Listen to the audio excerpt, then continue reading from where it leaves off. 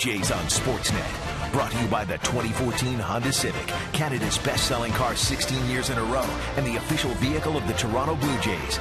And by Home Hardware, homeowners helping homeowners with expert advice.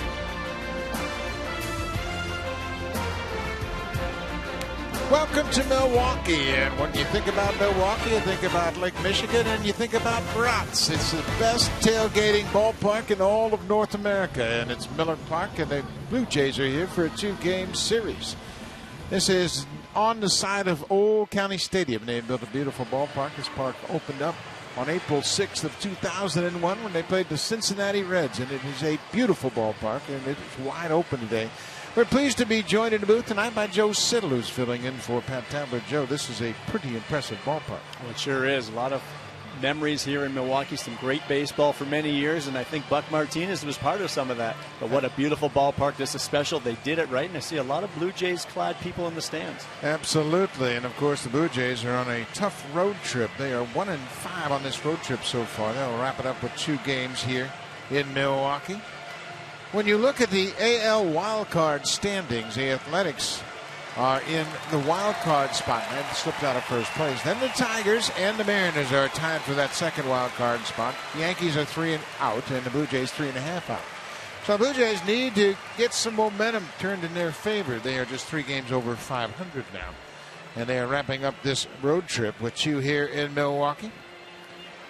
Tim Leeper and Kevin Seitzer anxious for a turnaround offensively. Let's take a look at the lineup for John Gibbons tonight. It's Reyes and Cabrera, top 2 in the order. Then Jose Bautista, his last 5 games against Milwaukee.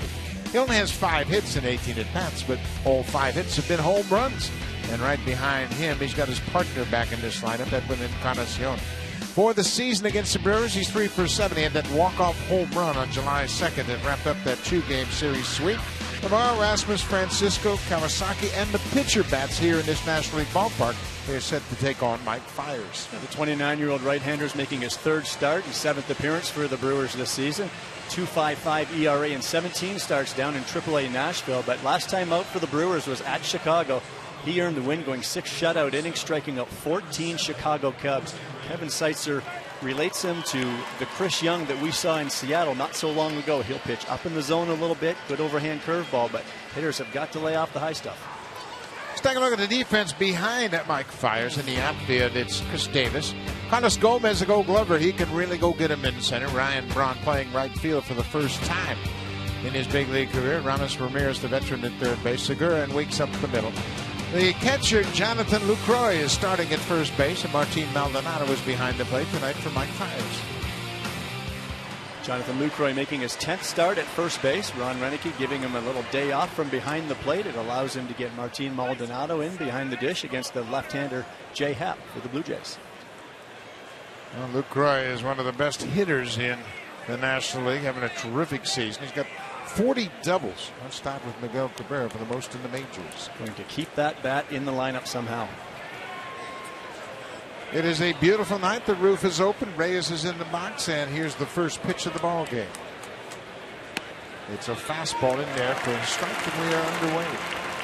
Well, get used to that. Fiers will throw a lot of fastballs. Reyes is average up to 293 as he's making a run at 300 here late in the season. Fiers is quite an interesting story. As Joe mentioned, he's 29 years old, and he's had kind of a rough path to the major leagues, including a terrible car crash in 2008, which put his career in jeopardy. It was before he was a professional.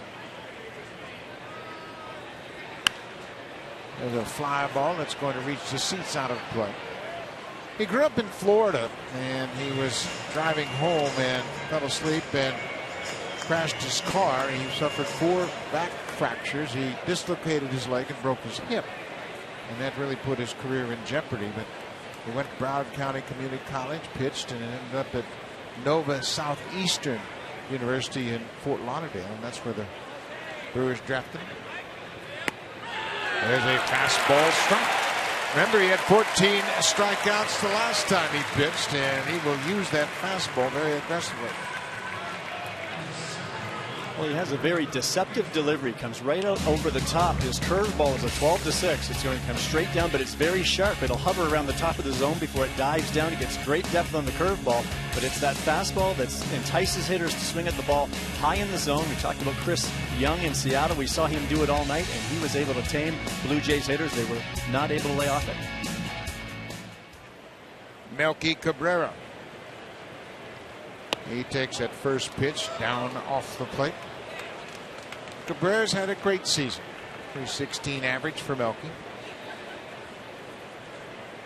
He's been productive with his 15 homers and 67 driven in. He's been very patient as well, Joe. He knows what he wants to hit in a given at bat.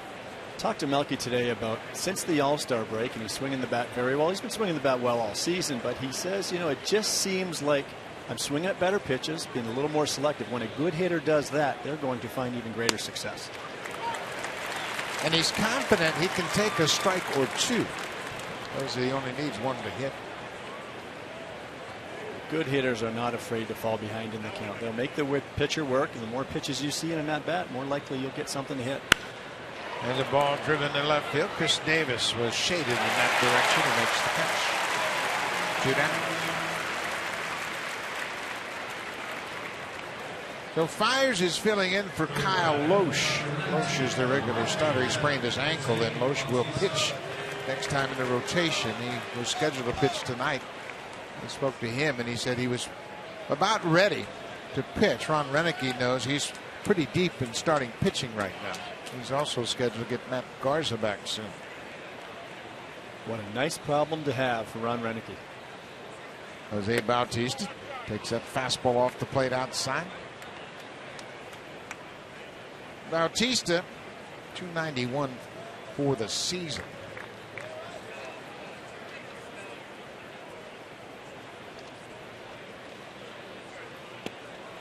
Looks at one downstairs. We mentioned the Blue Jays have hit just 7 home runs in the month of August. Bautista has 2 of those. He had a 2-run home run off Wei-Yin Chen August 6th against the Orioles, and had that first inning home run against Felix Hernandez in Seattle on August 11th. This is popped up back over the screen and out of play. But Joe, for a team that relies heavily on the home run, boy, that has really dried up as part of their offense. It sure does. And there seems to be their winning ways go as the home runs go. And when they're not hitting them, they're not winning ball games. So they have to find other ways. You're not going to be able to hit home runs all the time. But when you get the middle of your lineup back, that's going to help. It's been very difficult for the Blue Jays trying to battle without their 4, 5, and 6 hitters. Brett Lawrie still not back. That ball is rocketed into the seats.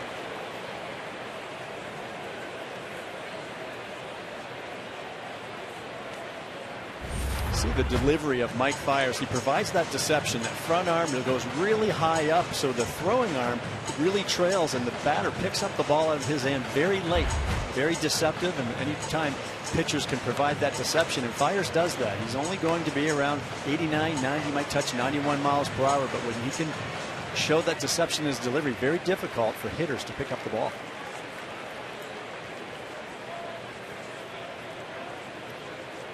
Fiers now trying to regroup after that foul ball shot into the seats. 1-2, 2 outs. Upstairs. It is still a little dark here in this ballpark right now. The lights haven't taken full effect, and it appears that it's a little bit tough to see. Roof is pushed back, and you can see that it's not quite as bright as the hitters would like it to be.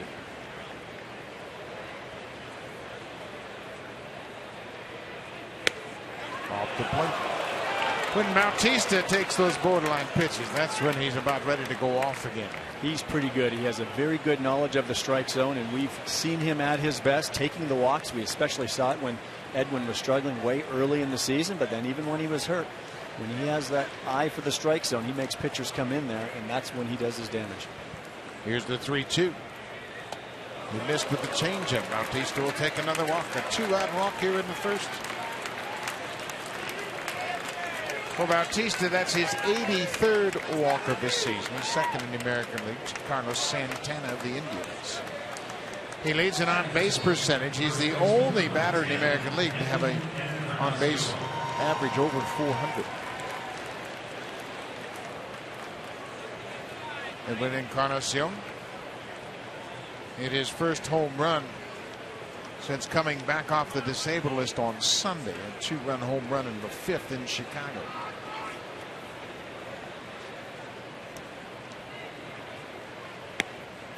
He takes the first pitch strike.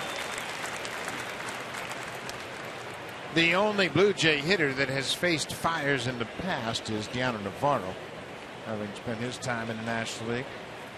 Navarro just has one at bat against fires.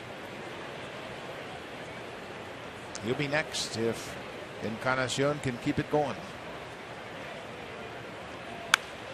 Reaches for that and fouls it into the seats. And I give the advantage to the pitchers when they get a matchup like this. Mike Fiers facing the Blue Jays tonight. It's an advantage to the pitchers. Hitters have not seen what his ball does. I've already talked about the deception in his delivery. You look at the numbers, he looks very hittable. 89, 90 miles per hour, nothing really overpowering. Curveball, changeup. He's got several pitches, but it's not something that's going to wow you. The radar gun's not, nor is his pitch command. 0-2. He strikes him out. And he had 14 strikeouts in his last start. He gets a pair of strikeouts here in the first. Jay Happ will take them out when we come back to Milwaukee.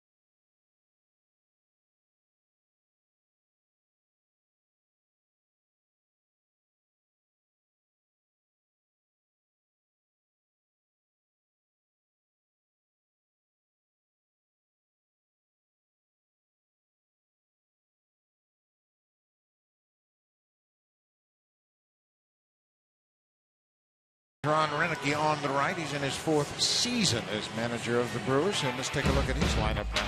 Top of the order is the leadoff man, Carlos Gomez, followed by the first baseman, Jonathan Lucroy. Ryan Braun is the 3 hitter. He's got a 6-game hit streak when he's playing against the Blue Jays, a .391 average with a homer and 7 RBIs. And Aramis Ramirez, the veteran third baseman, been a hot hitter in August, 8 for 17 with a homer and 8 RBIs. He is a veteran leader at third base and an integral part of this Brewers surge this season. Jay Happ's making his 19th start of the season for John Gibbons and 5 starts since the All-Star break. He's posted a 2.51 ERA, 7 walks and 26 strikeouts, but he's received just 11 total runs of support over those 5 contests since the break. Jay needs to keep doing what he's doing, and he's hoping for some runs from his offense. He's facing a very aggressive hitter in the leadoff man, Carlos Gomez. Gomez has 8 first pitch home runs this season. Takes a first pitch strike from Jay Happ. Gomez, an interesting guy. He's a great combination of speed and power. He's a 20-20 man. 20 homers and 27 steals.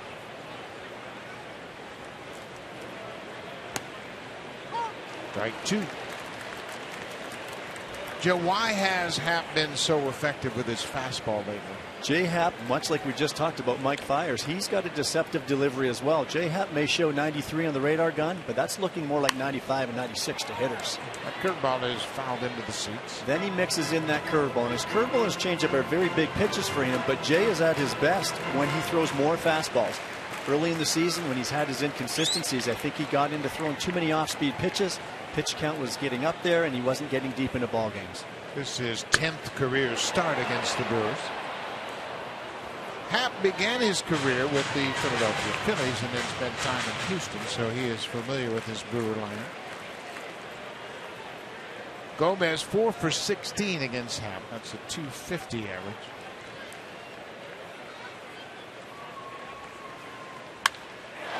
There's a liner into center. Rasmus is going to play it on the hop. Gomez can run. He's headed for second. He'll slide in safely with a leadoff double. His 28th double of the season, and that's how things start for the Brewers. Take a look at the defense behind Jay Happ. This is a big yard in the outfield. Melky Cabrera, Colby Rasmus, and Jose Bautista from left to right. Former Brewer Juan Francisco's at third base. Reyes and Kawasaki team up the middle. Edwin Encarnacion is the first baseman, and Diana Navarro catches for the 76th time behind the plate for Jay Happ. Edwin plays first base for the first time since coming back from the disabled list. He DH'd all 3 days in Chicago, so this will solidify the defense a little bit more for John Gibbons. Edwin's played a nice first base. It keeps Jose out in right field.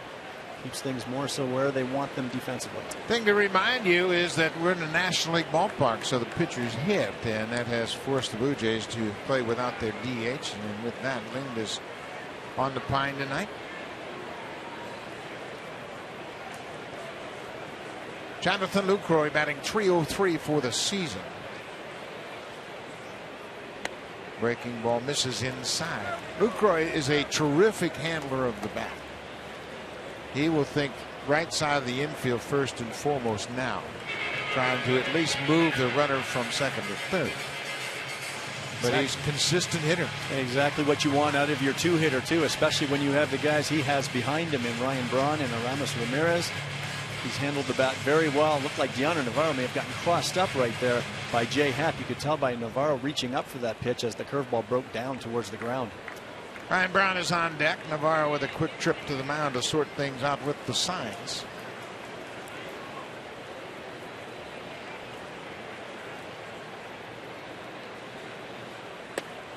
Inside misses. It's 2-0. The Brewers have won 4 straight. They swept the Yankees, they swept the Dodgers in L.A. First time the Dodgers have been swept this year, and Ron Rennerke's crew beat both Clayton Kershaw and Zach Greinke.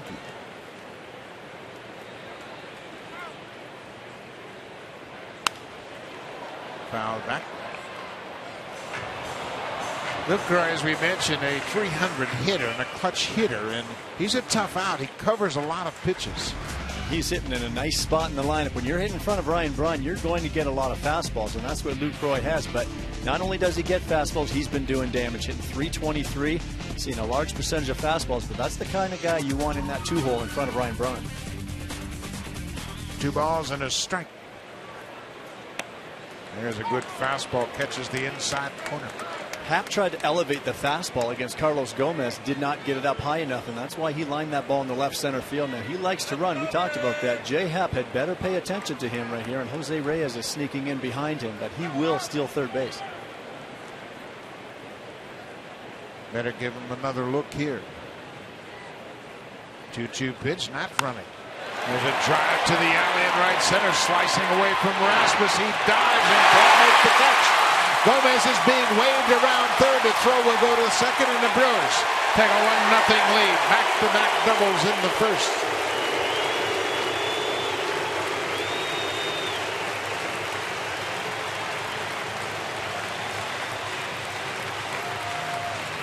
Just another double for Jonathan Lucroy. He is leading the major leagues. Colby Rasmus gave this a run. Lucroy was just trying to stay inside this ball and shoot it to the right side of the field, and he did more than that. He lined it into the gap. Colby looked like he got there with the dive. The ball was in his glove. A lot of times outfielders will have it when they hit the ground. Dropped it. It looked like it came loose just before he got to the ground. Rasmus made a valiant effort but couldn't come up with it. Another double for Lucroy. His 59th RBI. He led the Brewers in ribbies last year. Now it's Ryan Braun, the right fielder. He's hacking at that first pitch. We mentioned the Brewers riding a 4-game winning streak. During that streak, they've hit .296 with runners in scoring position. They've had some clutch hits during that hot streak. and they swing the bats. They go up hacking. They're not looking for walks. They don't walk a whole lot. And right now we've seen already from Jay Happ, they're teeing off on that fastball. Navarro thought they got that pitch. It's a ball and a strike to Braun. Braun is now 30 years old. Grew up in California, but he went to the University of Miami. Brewers took him as their first pick, 5th overall in 2005.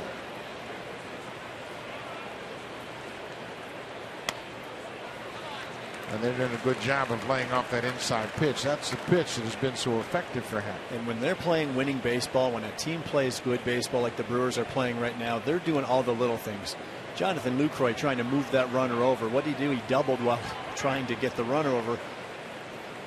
Drives the run in, and he's in scoring position now for Braun. Braun's a good 2-strike hitter. He will wait till the last moment to make a decision to swing or take. Spoiled that pretty good pitch. Of course, Braun was suspended for 65 games last year. July 22nd, that suspension began. He was the MVP in the National League in 2011. And we mentioned his current hit streak against the Blue Jays spans 6 games.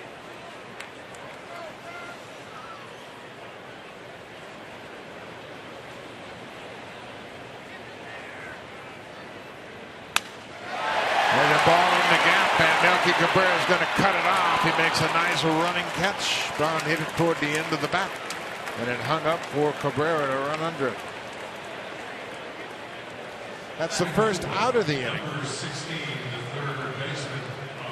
Nice jump by Melky as an outfielder. The most important step is that first step, and this was a big swing. It was a curveball. He got off the end of the bat, so as an outfielder, sometimes you think this ball is going to be deep, but Melky actually got a good read on it, coming in and getting that ball in the shallow left center gap. Not out of the woods yet. Ramos Ramirez, a hot hitter in August. We mentioned his .417 average in August, 8 for 17.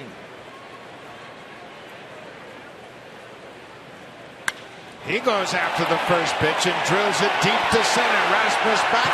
It's off the wall. Lucroy is headed toward third. He's being waved home. Kawasaki's relay is not in time. A 2-hop relay to the plate allows Lucroy to score. And the Brewers have taken a 2-0 lead here in the first.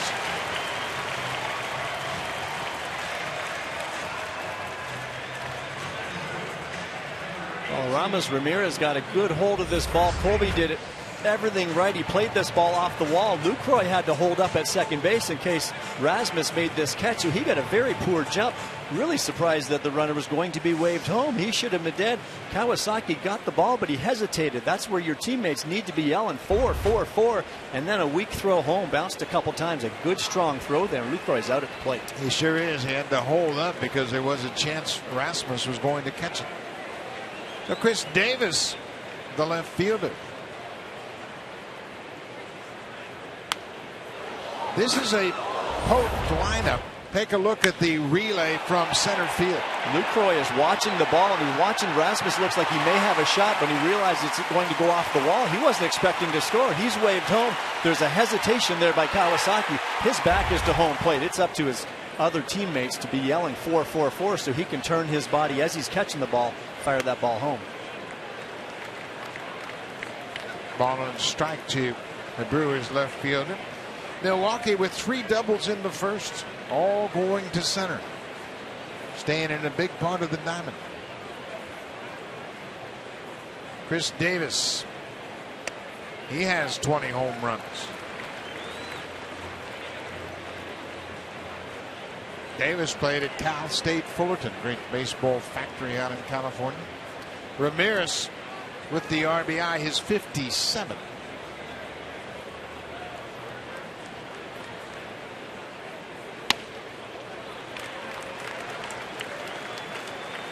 Talk about that deceptive fastball that Jay Happ has. He'll be around 93 miles per hour, but we've seen a lot of defensive swings from other teams, almost as though that fastball's 95, 96. But when you're facing a Brewers team, this could be a good matchup for the Milwaukee Brewers. This is a team that likes to hack. They're going up looking for the fastball. He may have to alter the plan here based on what we've seen in the first inning. There's the ball fourth. Chris Davis takes a walk. There's still just one out. Ricky Weeks will come to the plate. He'll be the sixth man to bat here in the first inning. And that'll be up to the catcher, Deanna Navarro. Pete Walker is going to go have a chat, but I think Navarro is going to have to go over that plan right now. They may have had a plan of attack coming into the ball game, but based on what we've seen in the first inning, this is a team that's coming out hacking. You do not want to just feed them a bunch of first pitch fastballs. Well, we mentioned the aggressive top of the order. Gomez has 8 first pitch home runs. Braun has 6 first pitch home runs. Ricky Weeks, the batter, he's an aggressive hitter. He has the ability to knock it out of the ballpark as well. Jay Happ has to remember right now, based on what's happened, despite what's happened in this first inning, he's 1 pitch from getting out of this mess, and it's very important to limit the damage right here. If he can keep the Brewers at 2 runs in this first inning, it keeps his team in the game. We know what happened to Drew Hutchison in Chicago, and when you give up 5-6 runs in an inning, especially to start out a ball game, your team's almost defeated before this game starts. Ricky Weeks, the second baseman, he too going after that first pitch. You were right on the money, Joe. They have shifted gears. You have almost got to make an adjustment as you go here, and this is what's happening right now. Now, that was another fastball, but it was a well-located fastball down and away by Jay Happ. And if he's down there or off the edges, that's okay, but when you're coming ahead with that first pitch fastball and it's going to be anywhere near the middle of the plate, this is one hacking team, and they'll hurt you. High breaking ball, and Weeks is quickly behind 0-2. And that wasn't a good breaking ball from Jay Happ right there. That was a hanger. It stayed up in the zone, but you could see the swing by Weeks is a defensive swing. So he was fooled by the off speed, which is a good thing. As a pitcher, you want to try to pitch in and out, back and forth by changing speeds. He did right there, but also by changing the plane up and down, changing the eye level of the hitter.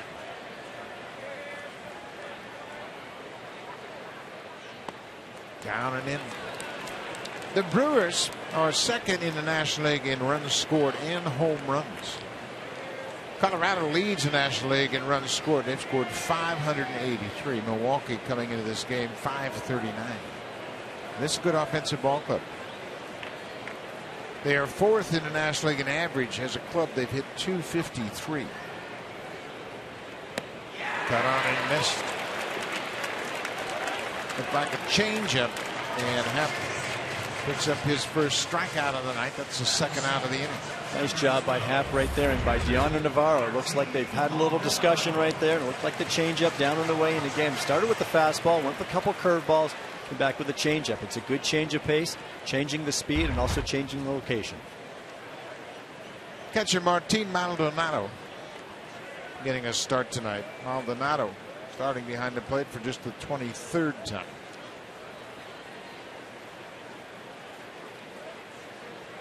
2 on, 2 outs. First pitch breaking ball in there for a strike.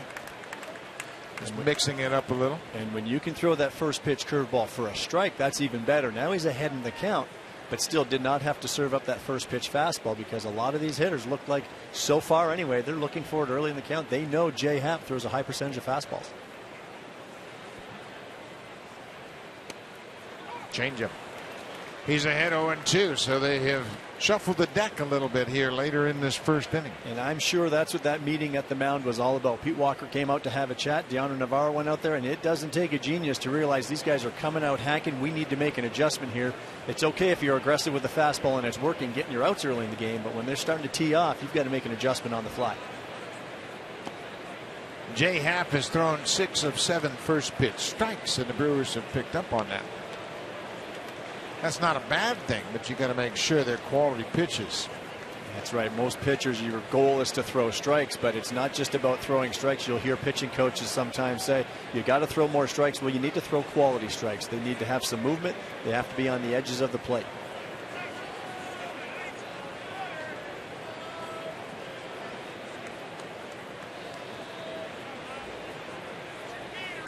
Up and away, it's 2-2. Milwaukee has scored 2 runs on 3 hits in the first. All 3 of the hits have been doubles, and they've all gone to center field. Jonathan Lucroy with an RBI double drove home Carlos Gomez, and then Aramis Ramirez doubled off the wall in center to score Lucroy. For Ramirez, that's his 16th double. Strike 3 called. The fastball retires it. Jay Happ needs 30 pitches in the first inning. He gets a couple of strikeouts to end the inning. The fastball on the corner. Milwaukee has taken a 2-0 lead after 1.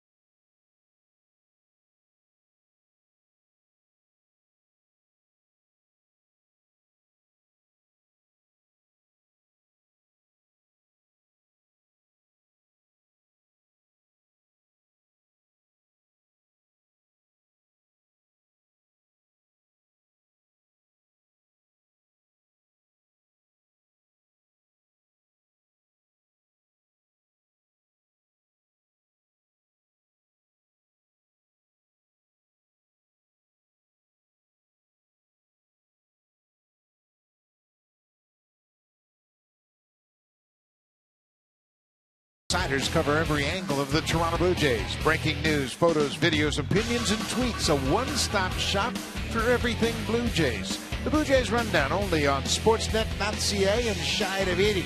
Suggests on the rundown that there's an urgency for a big run for the Blue Jays. And boy, oh boy, you look around the league, the Blue Jays are finishing up this road trip, 2 here in Milwaukee.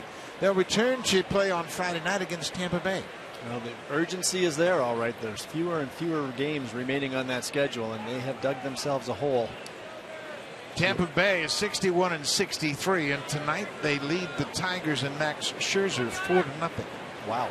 James Loney hit a 3-run home run in the first down in St. Pete. They are hard charging, man.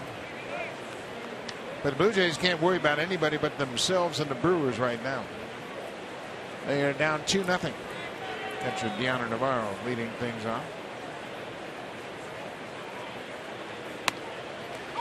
Isn't it interesting how a guy like Fiers can come in and, like you say, doesn't light up the radar gun, doesn't have a dramatic trick pitch, but just the deception in his delivery is enough to cause problems for the hitters. Again, look at that front side. That glove's reaching up. He's come out over the top. Very difficult to pick up the baseball. Gord Ash is the assistant GM here in Milwaukee, and he characterizes the arrival of Mike Fiers with that of Tom Filer for the Blue Jays in 1985. Filer joined the team in July and went 7-0. And you need this kind of help. We talked about Jonathan Lucroy's at bat earlier, how he specifically was keeping his hands inside the ball to go to right center to try to move that runner over. He moved him over, got him in as well. That's what winning teams do. That's what teams that are playing winning baseball do. Well, they also have kids like this coming up, and I say kid, he's a 29-year-old, but coming up and contributing at the major league level.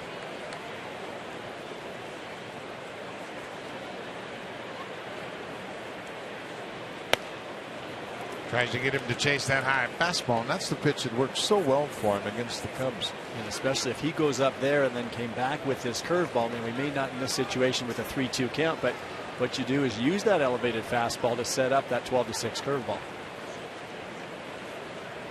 Full count. Comes back with a fastball. Navarro is going to dump it in front of the left fielder, Davis. Leadoff single for Deanna Navarro.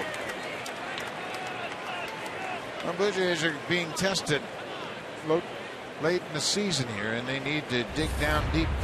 Navarro does a nice job here, not trying to do too much. 3-2 count. That's a good two-seam fastball by Fiers, down and away, but he does not try to pull the ball. We talked about the Brewers hitters in that first inning using the middle of the field. When hitters think middle of the field, that bat stays in the hitting zone a long time. That's what enabled Gianna Navarro right there to keep that ball. Ball got deep on him, but the bat's in the hitting zone. He's able to shoot that ball to left field.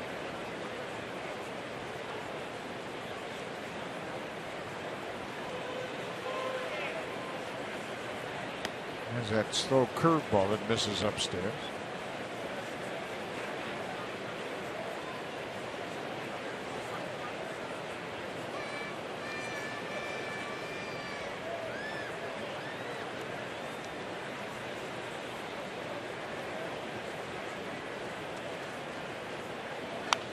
Rasmus late on that fastball and fouls it back.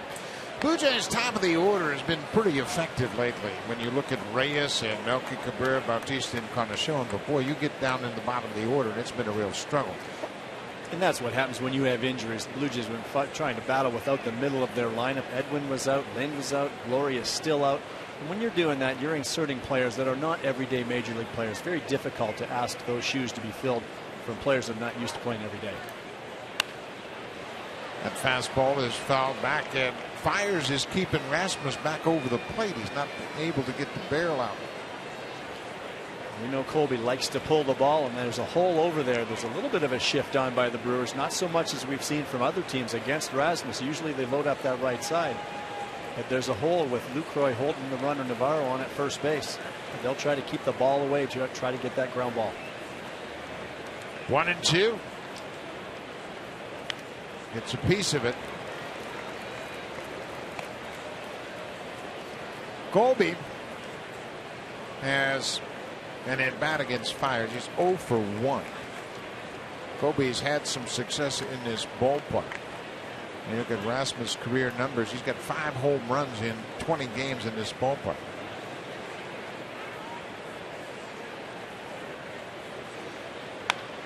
There's a line drive, base hit, fair down the right field corner. Navarro's around second. He's headed for third. Rasmus jogs into second with a double. So Rasmus backs up the single by Navarro with a double down into the right field corner. That's his 19th double of the season.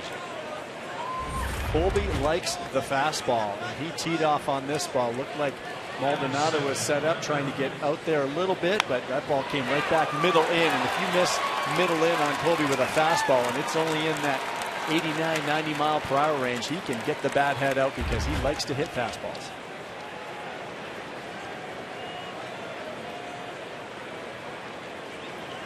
So second and third, nobody out. Juan Francisco played 89 games last year for Milwaukee. He was acquired by Milwaukee on the 3rd of June last year.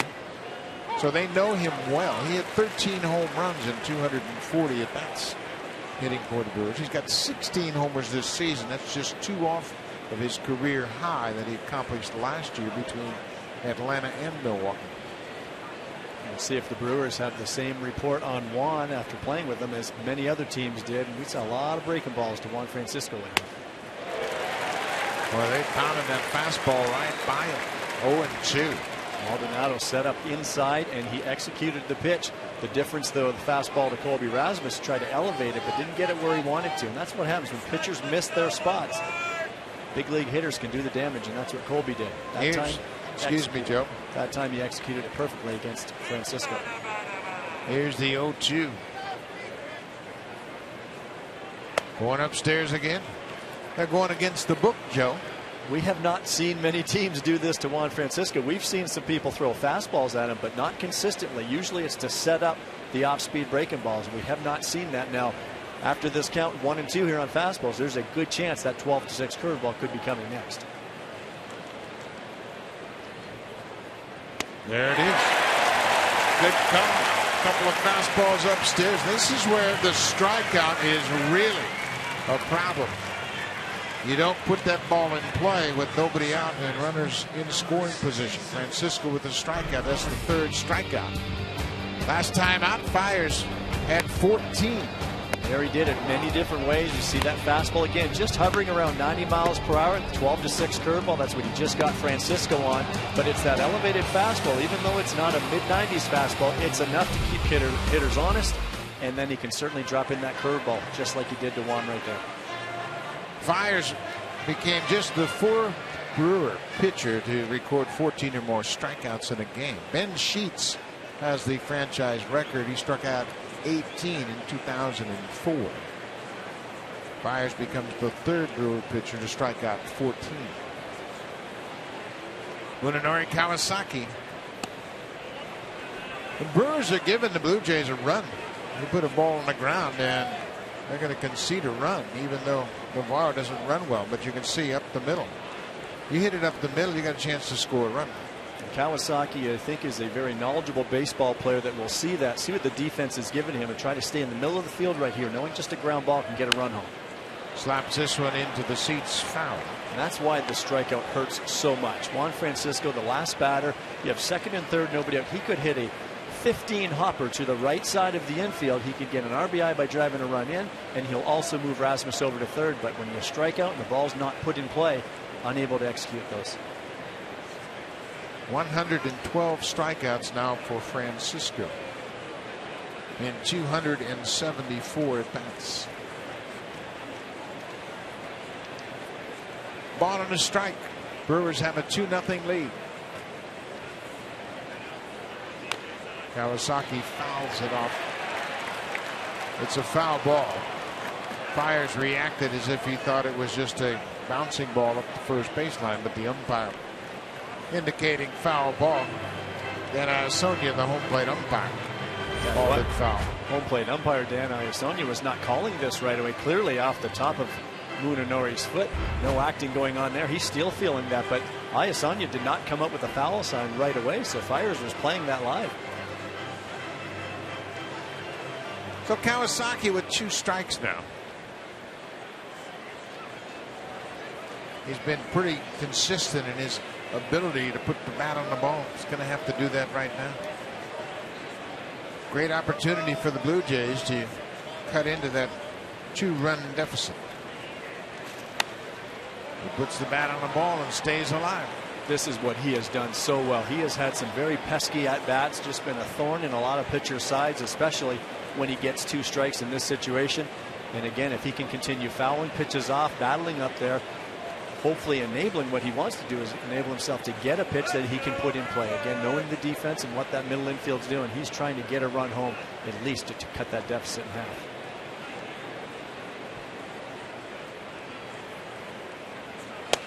Lays out that high pitch.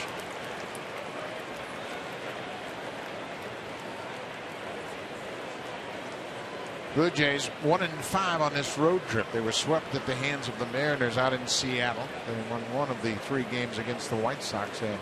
John Gibbons Ball Club is desperate for a win.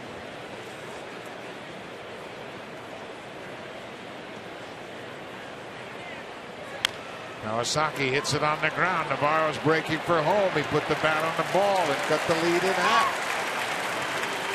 Navarro didn't run well, but you can see Fiers was going to take the out. Kawasaki battled and put it in play with 2 strikes and picks up the RBI. That's just a good at-bat by Kawasaki. We just talked about it. He is very pesky with 2 strikes, and he knows what he has to do right there. He has to avoid the strikeout. He did that. Navarro gets a good jump, hitting that, going on contact right there. Just a number down the first baseline and only went about 75 feet, but it's an RBI, and that gets the Blue Jays on the board. And it moves Rasmus to third as well. Now Jay Happ, the pitcher, remember in this National League ballpark, Blue Jays don't have the benefit of the DH.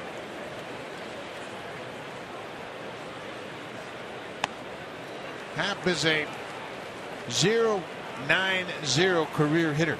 He's got 14 major league hits and 155 at bats.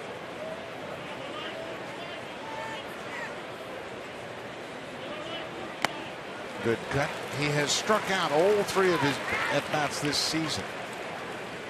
He had 2 at bats in Philadelphia back on the 5th of May and struck out in both of those plate appearances, and then had just 1 plate appearance in Cincinnati on the 21st of June and struck out as well.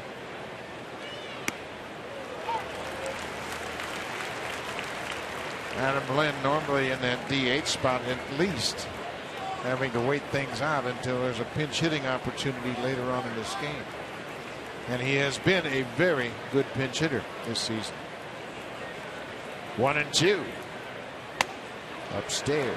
We will see Adam Lynn before this game is done, and he'll probably be that first left-handed bat off the bench for John Gibbons. A little disadvantage for an American League team. You're coming into a National League ballpark and you're essentially not being able to use one of your key players, somebody that you've got in your lineup for that reason as a designated hitter. There's another curveball and another strikeout. That hook does the trick. Strikes out Jay Happ. Fiers has 4 strikeouts through 2 innings and leads.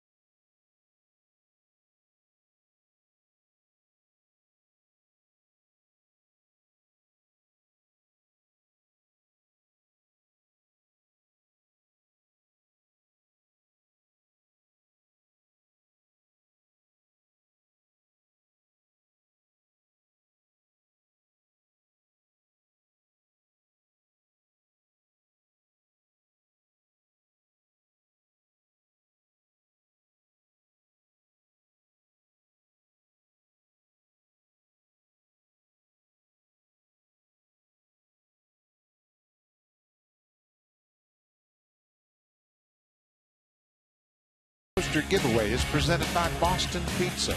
Saturday, August 30th, Blue Jays will take on the New York Yankees. Game time is 1:07 p.m. All children 14 and under will receive a Junior Jays poster. Call the Jays at 416-341-1234 or log online at BlueJays.com and get your tickets for the next Junior Jays Saturday, August 30th. The Blue Jays give away that beautiful Junior Jays poster. A couple of youngsters really happy to be there and help out with that great promo for the giveaway. Junior Jays Saturday, always a very popular promotion at Rogers Center. Gene Segura, the shortstop, batting in the 8th spot. This team doesn't get a lot of recognition, but they've been in first place since April. There's a bouncing ball. Reyes takes it at short. Guns in time. 1 down. We mentioned they have a surplus of pitching. 2 of their regular starters are out. They've got a nice defense. And here Reyes makes a nice play on the speedy Segura. Nice job by Jose coming to get that ball. And that's the one most important thing. You have to know your runner as a defender. And Jose knew that with Segura running, he's got to come and get that ball. The off-balance throw, and he throws a strike over there to Edwin. Mike Fiers. He's 0 for 6 this season. This is just his 3rd start of the season.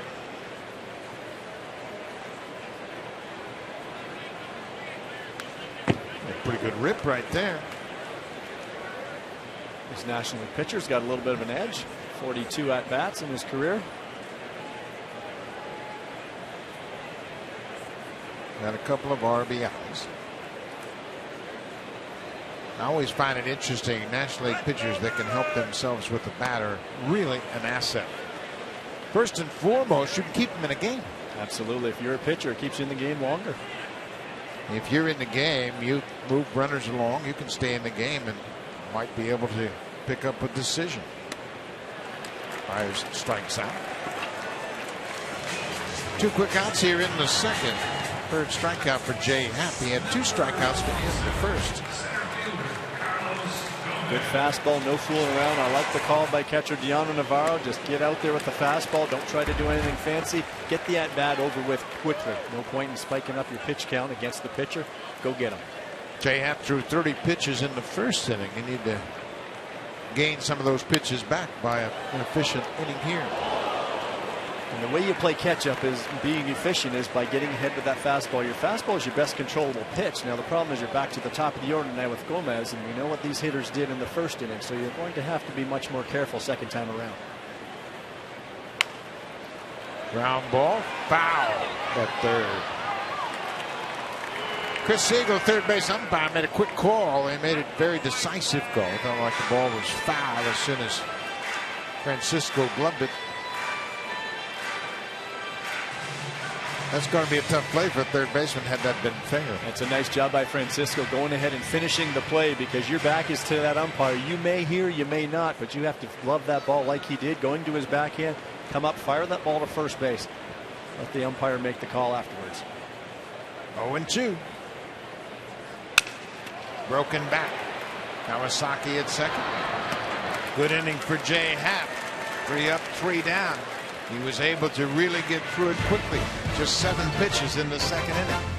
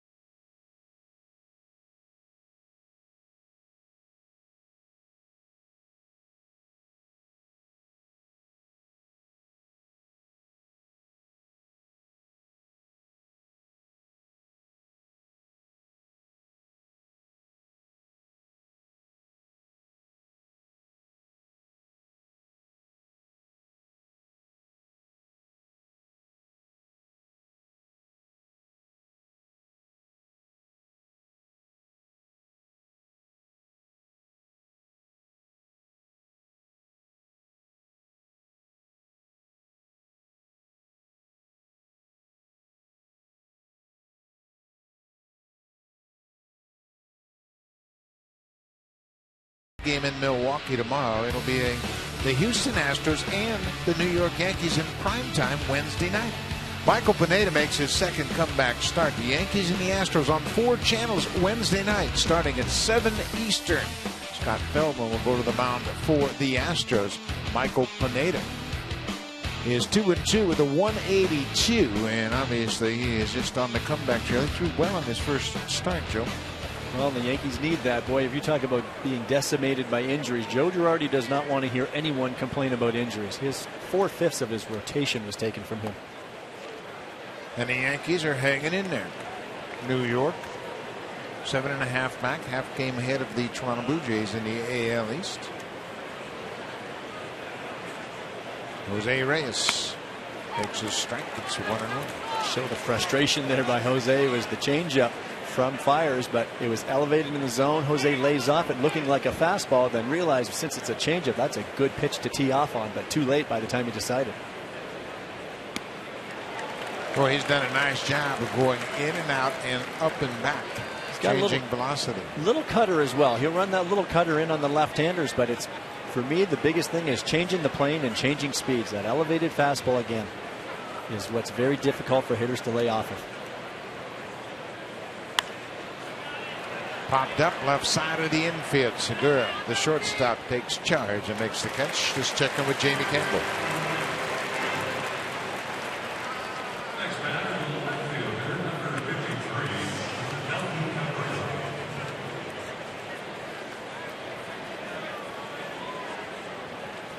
Seattle Mariners are making a bid for the postseason, and you look at them, they're only 6.5 back in the West. Well, and you look at the pitching they have, not just the rotation that we saw when we were out in Seattle, but that bullpen as well. And when you pitch like that, this is a team that has had trouble scoring all year long, but they're starting to swing the bats a little bit. They could do some damage down the stretch. This is another pop-up over near the seats. Ramirez on the warning track, has room and missed it. He had more room than he thought.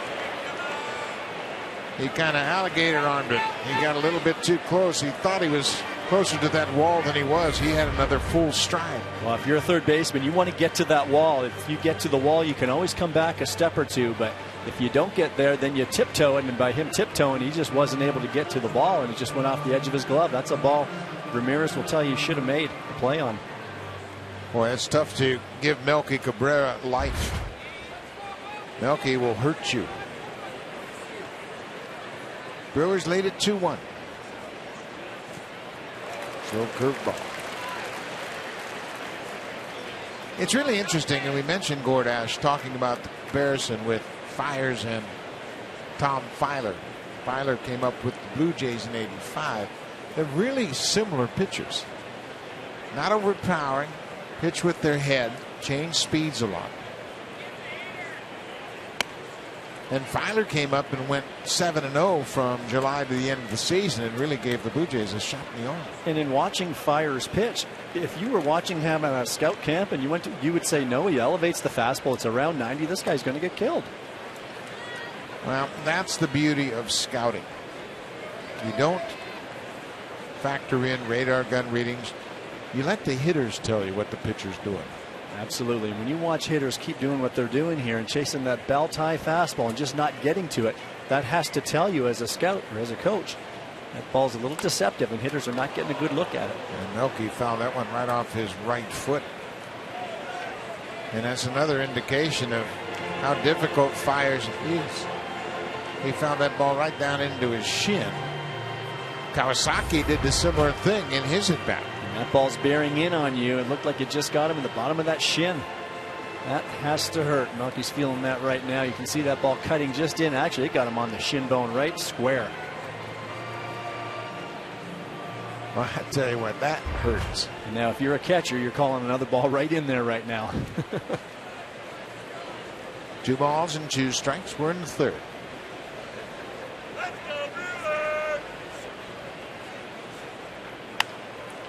Ball up and in is lifted to left. Chris Young is there. Chris Davis, excuse me. That's 2 down. Cabrera has flied out twice to left field. And this is the pitch right here. This is the bread and butter for Mike Fiers right there. There it is. It's just not able to quite get to it. He's been doing it all night, and that's how he continues to have success. 88 to 90 miles per hour, but it's just above the strike zone, maybe the top of it. Most hitters, you'd think they'd be able to tee off on that pitch. You teach pitchers to pitch low in the zone. And that slow curveball dropped in for a strike to Bautista. Jose walked his first time up.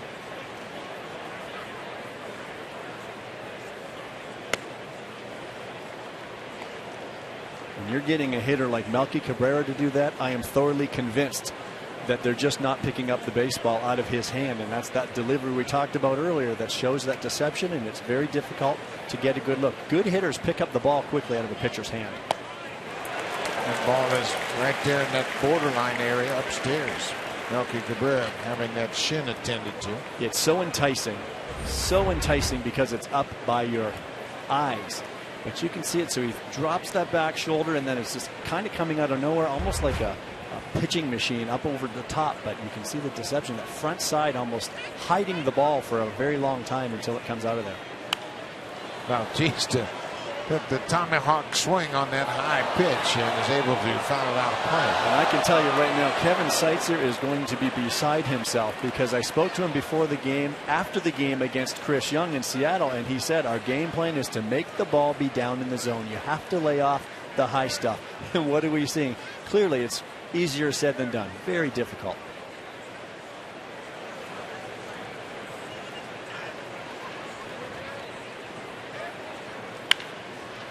Ball was down. Segura to his left. Good inning for Mike fires, 3 up, 3 down, and the Blue Jays go quietly in their half of the third.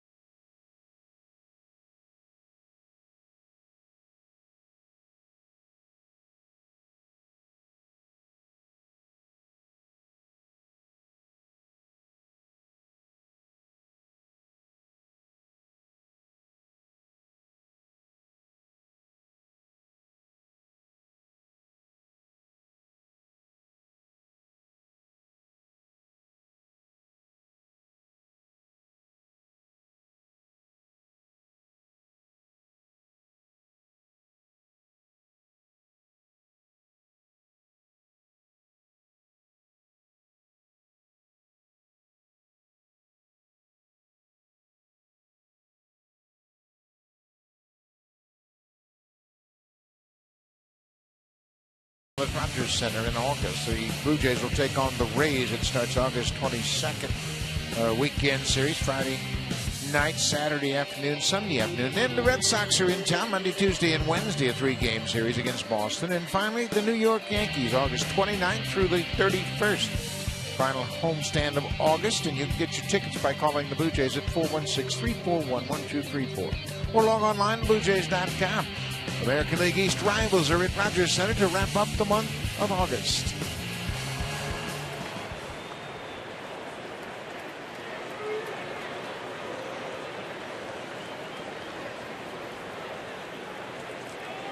Jonathan Lucroy, the first baseman tonight, takes one down the stairs. Jay Happ has thrown strikes to 9 of the first 11 batters he's faced tonight. That caused him problems in the first inning, but he has mixed up his pitches since then. Good adjustment by catcher Diano Navarro, and that's what you have to do in-game. It's an in-game adjustment. You don't always have to do this, but when the time calls for it, it clearly did after that first inning. That ball is hammered to center. Rasmus is back and reaches up. It's over his glove off the wall. Lucroy's done it again.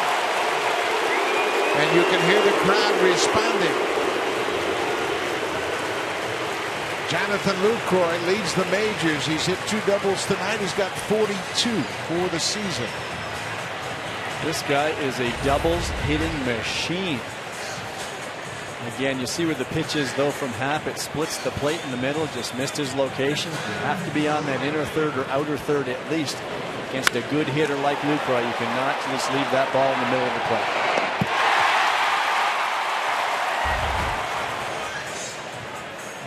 Ball that's hit higher to center field would give your center fielder a little more time to get under that ball, but it was hit on such a line, very difficult for Rasmus to get there. Lucroy has hit 35 doubles as a catcher, 7 as a first baseman or DH. Ryan Braun takes a first pitch strike.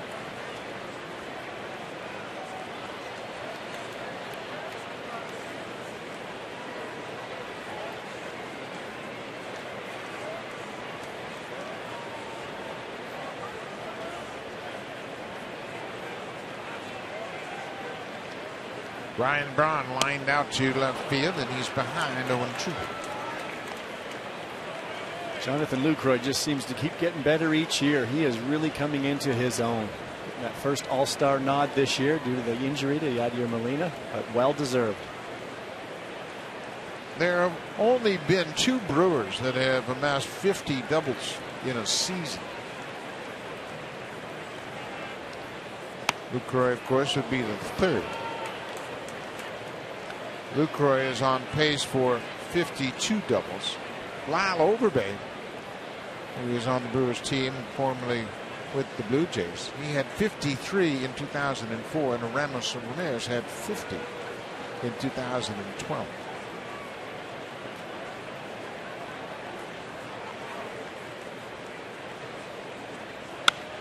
There's a ball that's going to get down and go past Bautista all the way to the wall. Lucroy's around third. He's going to score. Another double for the Brewers. 5 doubles already off of Jay Happ. Just another tip of the cap to Brewers hitters. Not trying to do too much. This time Ryan Braun with 2 strikes. 1 and 2 counts. The fastball out over the plate. Not trying to pull the ball. Clearly again trying to move the runner by shooting some to the right side of the field. The ball's out there probably on the other half at least of the plate. But not trying to roll over. He's just trying to shoot that the other way to move the runner. But what does he do? Changes places with him. Just outstanding hitting by Brewers hitters that we've seen here tonight. I think doubles are more of a problem than home runs, because the pitcher is still in the stretch. Give up a home run and they got the bases loaded, he can work out of the windup. But doubles will keep you in the soup. Brewers have 237 doubles now. Colorado leads the National League with 240. Ramirez had an RBI double in the first.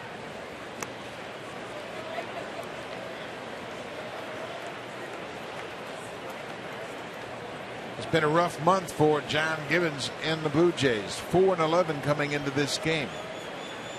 That's the fewest wins in Major League Baseball. And when you do not get your pitching and hitting working together, that's trouble. It's just a bad combination. If they're both not working, you're in huge trouble.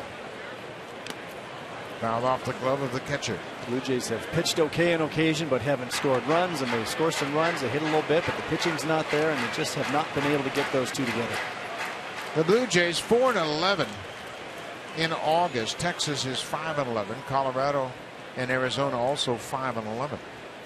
Kansas City has gone 14-3 to take over the lead in the Central. There's another ball hit hard to right. Bautista backing up on the track. Tagging at second is Braun, and he will move over to third on the flyout. That's the first out of the inning.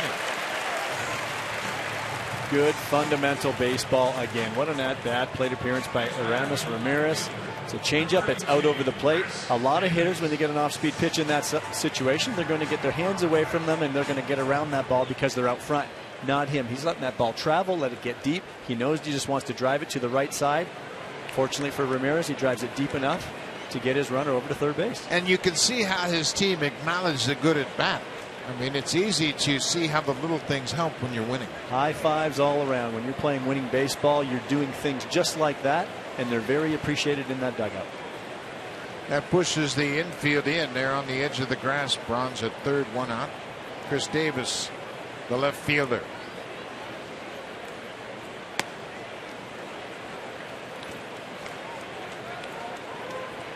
Davis walked in the first inning.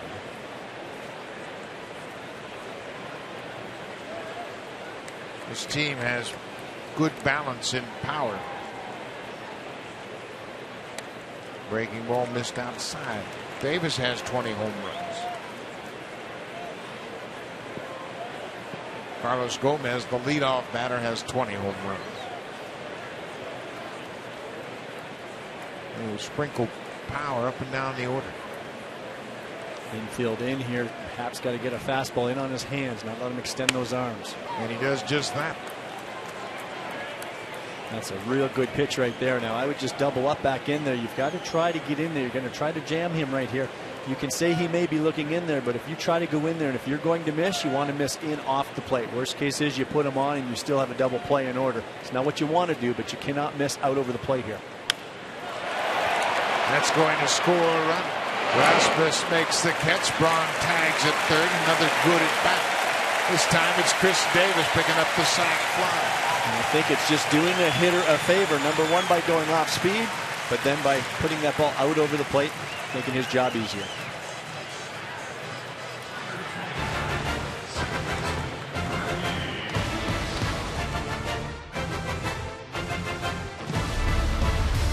Blue Jays on Sportsnet. Brought to you by the 2014 Honda Civic, Canada's best-selling car 16 years in a row, and the official vehicle of the Toronto Blue Jays. Bernie's dugout, and an opportunity for the kids to have some fun here at the ballpark in Milwaukee. Right now, the Brewers are having fun. There's Bernie Brewer, high up on his perch. Bernie's dugout. And he will slide down that slide whenever a Brewer hitter hits a home run. Ricky Weeks struck out on a changeup his first time up. The Brewers have been tough on the Blue Jays here in this ballpark. They've won 12 of their last 13 home games against Toronto. They have the second highest home winning percentage against the Blue Jays here at home since 1970. They have beaten the Pirates to the tune of a .652 winning percentage. And they have beaten the Blue Jays to the tune of .610. They have really played a number on the Jays here in this ballpark. Matt Garza is injured with an oblique. He and Kyle Loesch, two of the regular starters, Loesch on the left, Garza in the middle. And this team is loaded with pitching right now. They're going to get Garza back very soon.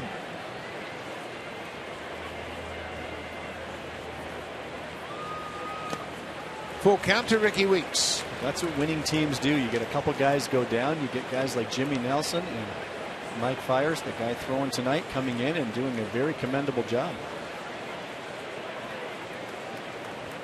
Jimmy Nelson will go tomorrow afternoon. He'll be opposed by R.A. Dickey, and he's an impressive youngster. 6'6", hard thrower, and he has that competitive nature about him. The Brewers were looking for bullpen help at the trade deadline. Every time they inquired about a possible trade, everybody on the other end of the phone said Jimmy Nelson. And rightfully so, but Milwaukee said, no, we don't need a reliever that badly.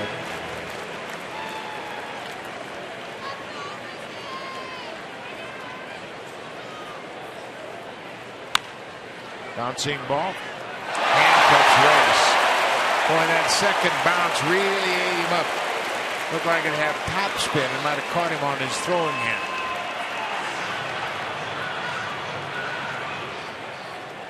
Well, Reyes was caught in between here. He never really came and got the ball. When that ball hits in front of the plate, you want to make sure you come and get that in a hurry. And your first move is to attack the baseball. As soon as it hits in front of home plate, come and attack that baseball. Jose did the right thing initially by coming to get it, but then he stopped. See him, he stops right there, and now he's given himself a very difficult hop with topspin. It's an error on Reyes, his 16th of the season.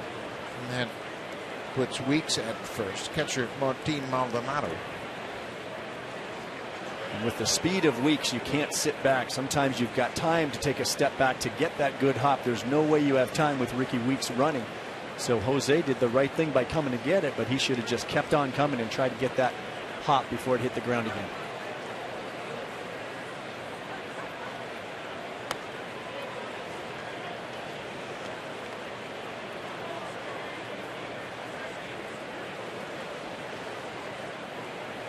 Weeks has had a 25 stolen base season, but he has not run as frequently lately. This season, Weeks has just 3 steals in 6 attempts.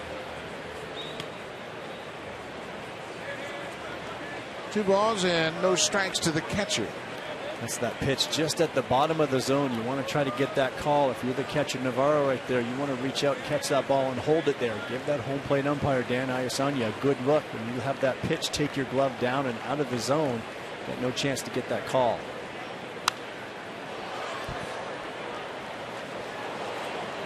Two balls and a strike on the catcher. Maldonado is the backup catcher to a very good Jonathan Lucroy, and you just got to keep yourself sharp. He's 27 years old.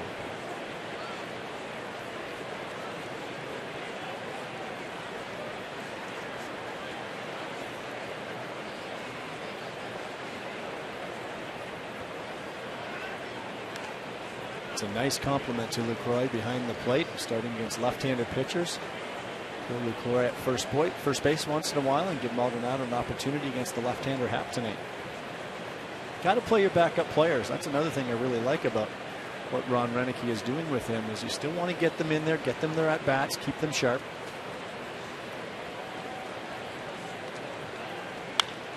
A fly ball to center. This should end the inning. Rasmus is underneath it. He makes the catch. The inning is over, but Milwaukee adds a couple of runs here in the third. A couple of doubles and a sac fly. It'll be Edwin Encarnacion leading things off when we come back. Deanna Navarro has singled and scored. Rasmus has a double. The Blue Jays are down by 3.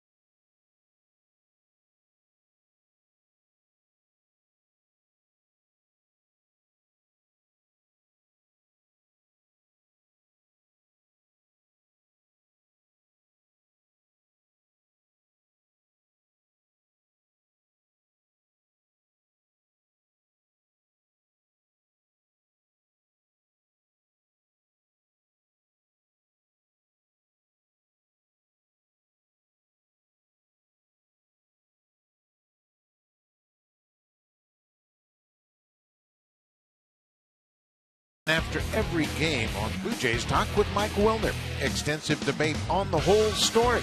Blue Jays Talk with Mike Wilner after the game on Sportsnet 590, The Fan.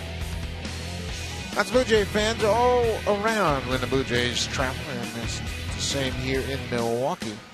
You've seen the fans at the hotel and walking around town, and they're out here at the ballpark here in support of their ball club.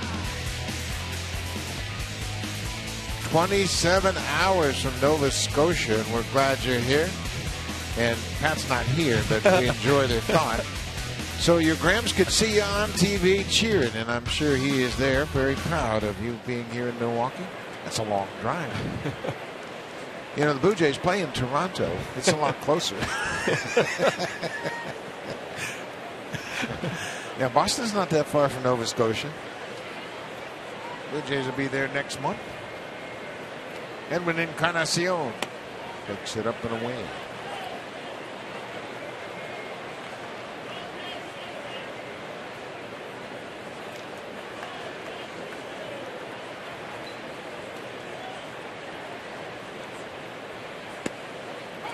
We mentioned Fiers had an accident and suffered some significant injuries before he signed. He was drafted late round by the Brewers and kind of a journeyman throughout his minor league career. There's a ball hit right to Ramirez. Encarnacion hit it right on the button, but right to the third baseman. One down. Let's check in with Jamie Campbell.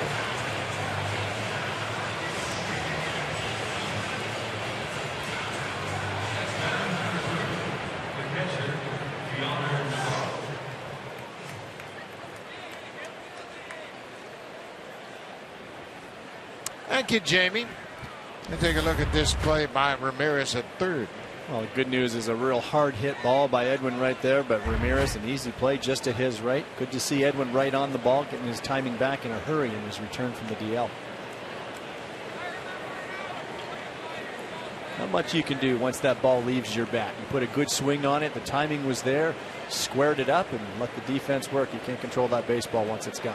Deanna Navarro had a leadoff single in the second, came around to score. He scored on the ground out by Munenori Kawasaki. The only run the Blue Jays have been able to put on the board.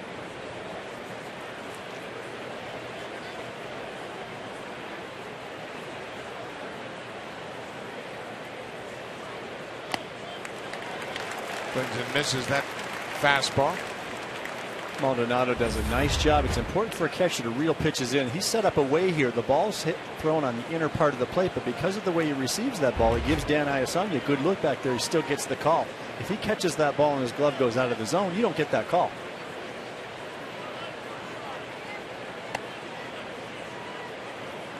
Two and two to Navarro. Receiving the baseball is an art for a catcher, and if you're comfortable back there, if the umpire likes the way you give him a good look and receive the ball, you're going to get those borderline pitches, and that's the ultimate compliment to a catcher, is when an umpire likes to work behind you. Another fastball, another strikeout. 5 strikeouts for Fiers tonight.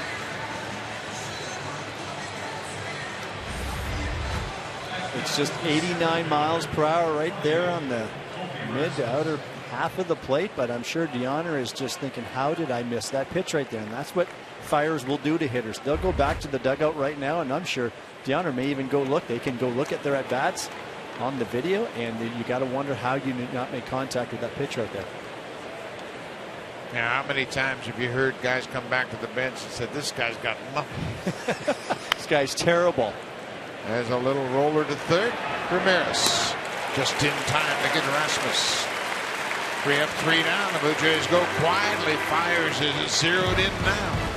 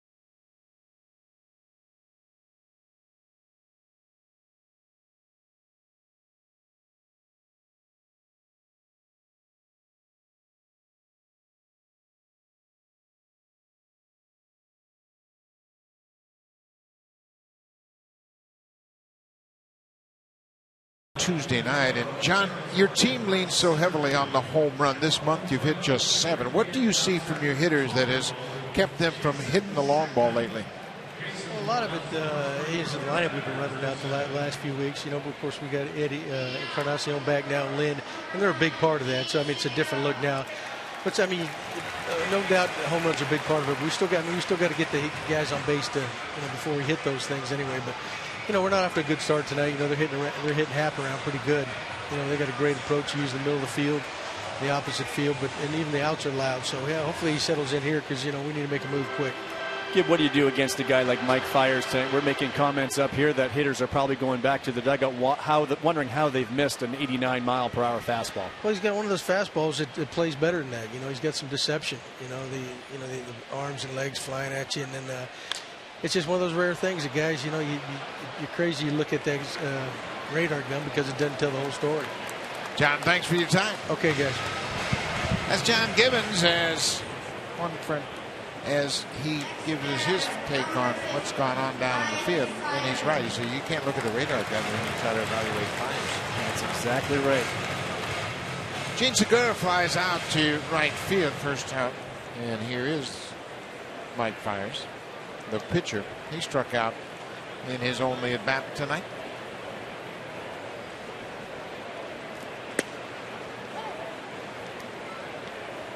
And it's difficult for people to watch that, and just like we're saying from up here, it looks like it's right there. But when you've been in that batter's box, and it's difficult to see what that ball is doing out of a pitcher's hand.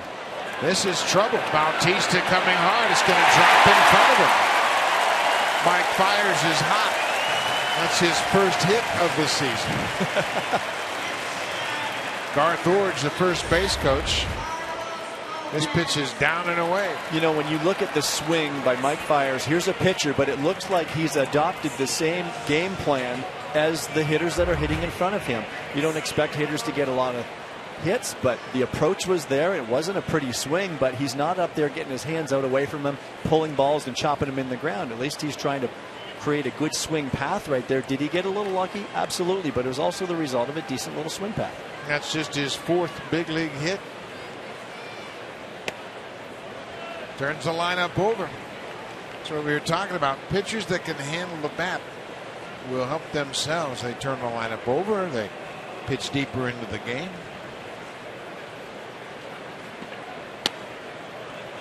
2-0 to Carlos Gomez. Talk about hitters not trying to do too much. A lot of times hitters try to do too much and it actually backfires on them and they do less. But with pitchers, they should just stay short, just try to put the ball in play, and more importantly, be able to get a bunt down when needed, move runners. That's what the things you're referring to that keeps them in the ball game longer. Pete Walker is out to the mound as Happ has fallen behind 2-0 to Carlos Gomez. And Walker talking to both Happ and to Navarro.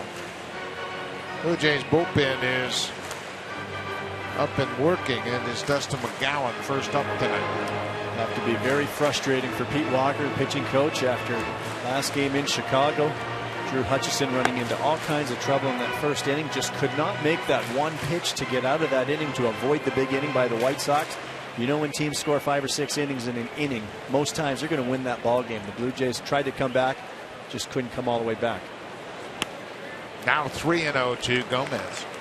Another thing that you have to consider when playing in a National League ballpark is where the pitcher is hitting. And Jay Happ is hitting 3rd in the next half inning.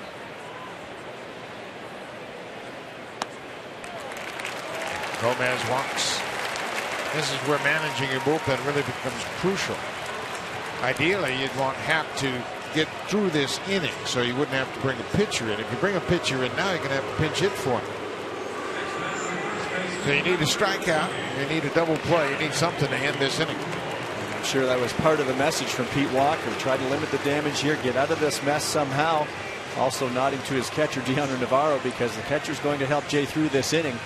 But that's exactly right. It's one thing to go to your bullpen, but you don't want to be burning pinch hitters and you're not wanting to change a pitcher. Yeah, Gibbons and his bench coach, DeMarlo Hale, sort of talking about all of the ramifications here. And you have to remind yourself, you know, we all know baseball, but Gibbons is going to make a change here. He wanted to make sure McGowan was ready. So Jay Happ will be lifted this inning. And it will be Dustin McGowan. So he just can't wait any longer. Blue Jays are running out of time, and you can't afford to fall any farther behind here. They already trail by 3, and there are 2 aboard here in the 4th. So Jay Happ hands the ball over to the skipper. He is out after 3 1/3. Dustin McGowan will come into the ball game to face Jonathan Lucroy, who already has doubled twice and scored twice. He's driven in a run.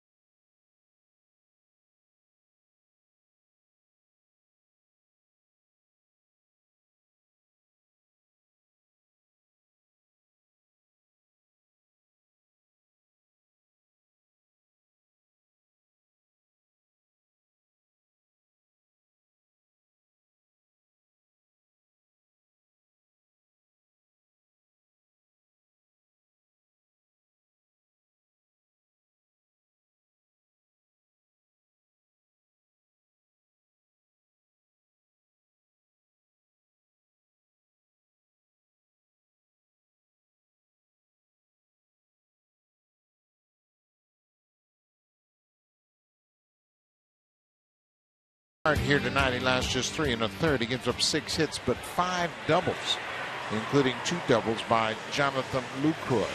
And Lucroy is the scheduled batter, and that's what prompted John Gibbons to make the change. Well, I think John Gibbons' hand was forced right here, especially with Lucroy coming back up. Clearly has Jay Happ's number tonight, doubling in both of his at-bats, and clearly just seeing the ball real well off of Happ, and what an accomplished hitter he is anyway. But John Gibbons just does not want this game to get any further out of hand. He's down 4-1 already and cannot afford to go down much more, so he's going to hand the ball over to Dustin McGowan, the right-hander, and have him face the right-handed hitting Lucroy. So McGowan is in. Lucroy has been a hot hitter over his last 2 games. He's 4 for 7 with 6 RBIs. He was scuffling in his previous 7 games, just a 148 batting average. Pivotal point of the ball game already, even though it's just the 4th inning. Brewers are up by 3, 4-1. There's a little looper that Reyes is going to make a catch on. The base runner scrambled back. Myers gets back to second. Lucroy is retired for the first time. McGowan got that fastball in on his hands. Well, that's that good 96-mile-per-hour fastball that Dustin has. He's pitched 41 games this year to a 4.16 ERA, but he's got that power arm out of the bullpen for John Gibbons. Slider and changeup to go with it. Since joining the bullpen, he's done very well. Opponents hitting just 191 against him, and as a reliever since 2013, a 2.79 ERA. When he can run that fastball in on the hands, and that's a good hitter. We just talked about it, but that's the difference in Lucroy facing a power-throwing right-hander in McGowan, as opposed to the 2 at-bats, the doubles that he hit off Jay Happ. Good decision by Gibbons. Ryan Braun, the right fielder, 1 for 2. He had an RBI double in the 3rd.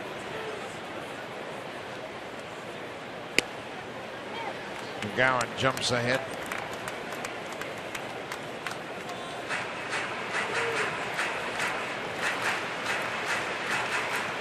Well, like you said, it's only the 4th inning, but games can be won and lost in the 4th inning as well. Blue Jays already down 3 runs. They cannot afford to go down a few more. You go down 6-7-1 right here, and you're in big trouble. McGowan can keep this game close, gives his offense a chance to get back in it. Good pitch. He's ahead 0-2. 3 pitches, 3 strikes from McGowan. And good movement right there at 97 miles per hour. Dustin's arm is good to go. Good movement on that 2-seam fastball. He'll go 2-seam and 4-seam, but you can see that sinking action down and in on Braun right there.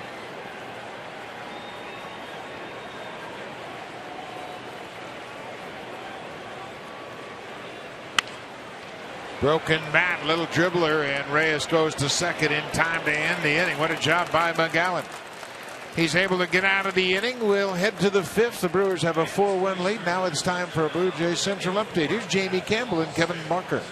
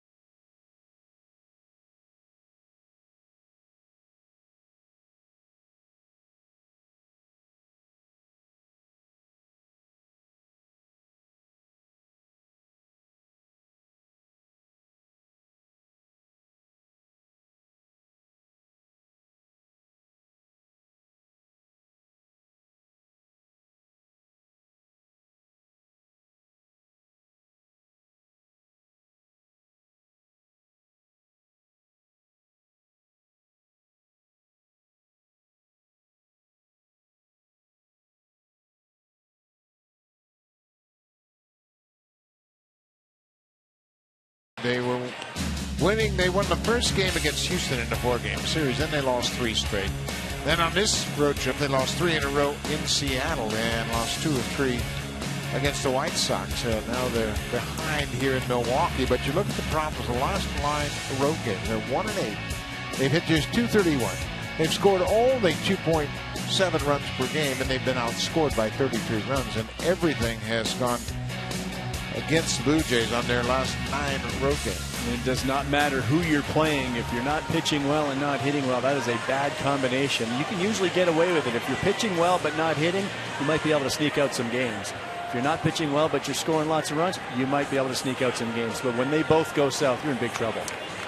We talk about the lack of home runs. That always was able to mask any concerns you had with the pitching staff when you could hit a bunch of 3-run home runs, but those home runs have dried up in the month of August for the Jays. Well, the home runs keep you in ball games because you're always one swing of the bat away from being right back in a ball game, perhaps taking the lead. But when you're not hitting those, and then the average is going down as well.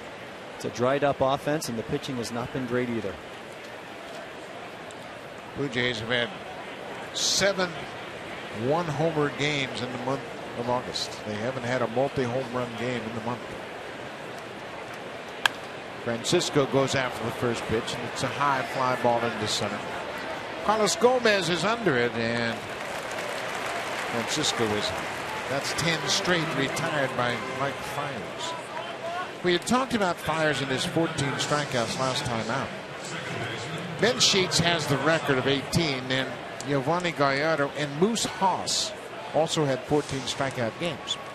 I caught Moose Haas, and it was way back in '78. But I bring it up because the 14 strikeouts is significant, obviously. But when you look at the game, Milwaukee was playing the Yankees in Old County Stadium here in Milwaukee. Moose Haas went 9 innings, struck out 14. Ken Holtzman was the pitcher for the Yankees.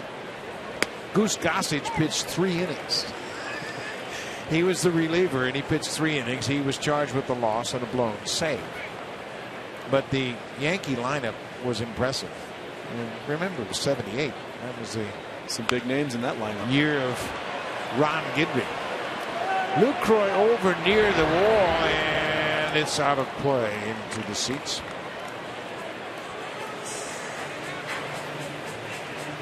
This is interesting, and we mentioned the fact you're internationally team game, and McGowan is the next hitter scheduled, but instead of using a pinch hitter in this situation, you can use a pitcher.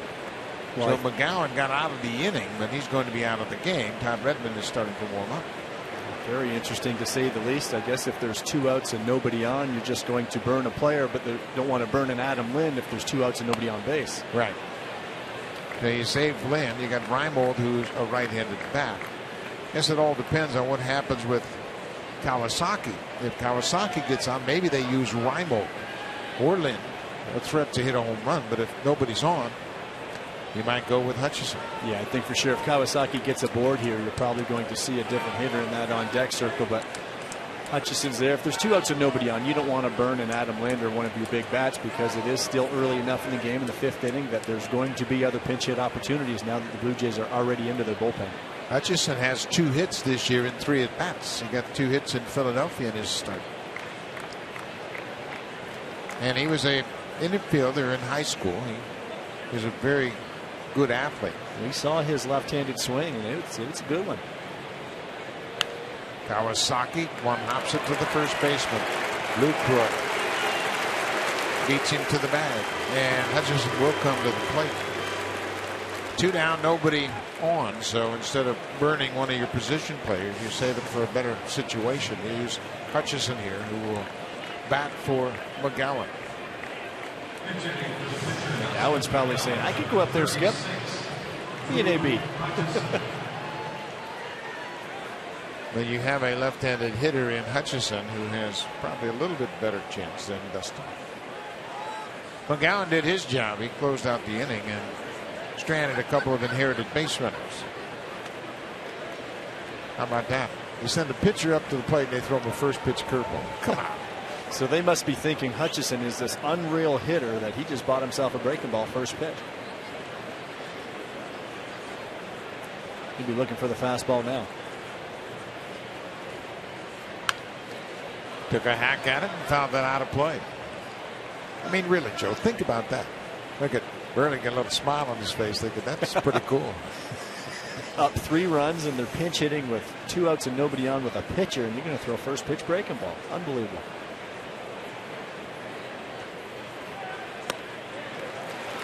Good fastball. 1-2, 2 outs.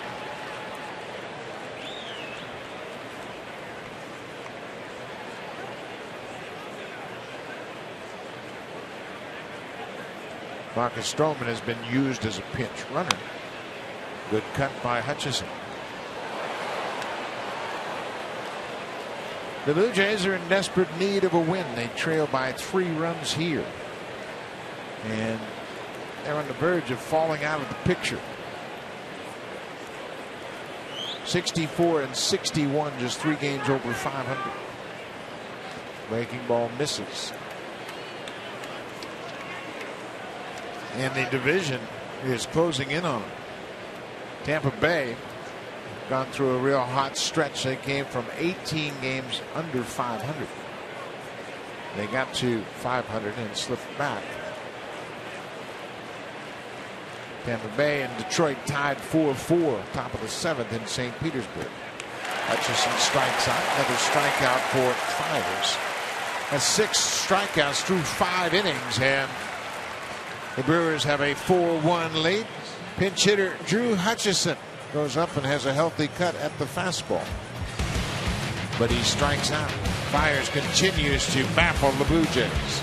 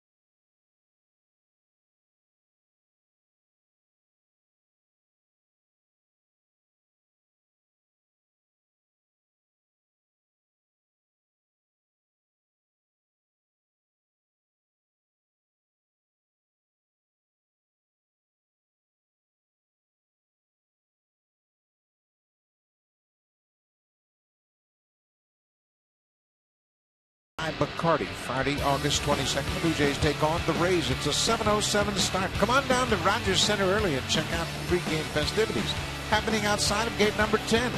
Blue Jay alumni Dwayne Ward and Rance Mullinex will be signing autographs from 5:30 to 6:30 p.m. Call the Blue Jays for tickets at 416-341-1234 or log on to BlueJays.com to get your tickets for the next Summer Friday Fan Festival. All presented by Bacardi.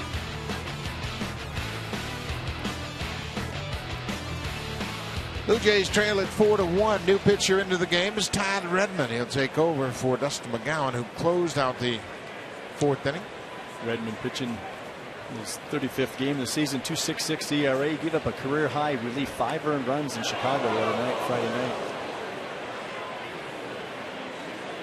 Before Friday, he had allowed 3 earned runs over 37 2/3 innings, pitching to a .72 ERA. Just been an outstanding relief pitcher for John Gibbons in many roles, mostly long relief, but then Gibby brought him into closer games. He's pitching great.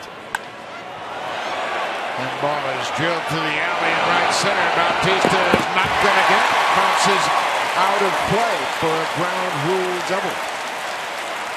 Doubles have been the norm tonight. Ramirez picks up his 2nd double. That's 6 doubles hit by the Brewers tonight. Fastball from Redmond up in the zone, and again Ramirez. Look at the swings of these Brewers hitters. It's been consistent 1 through 9, really staying inside the baseball. Nobody's trying to pull the ball. Staying inside the ball, really using the middle of the field, and again by staying inside it with your hands, you're keeping your hands between your body and the baseball. It keeps the bat in the hitting zone a longer time. Ramirez that time gets good piece of it, gets the barrel to the ball, and just drives that short, hops the wall in right center. Neither Rasmus nor Bautista could get to it. Chris Davis, the left fielder, has walked and has a sac fly. He's yet to have an official bat, but he's picked up an RBI. 62nd ribby of the season for the left fielder.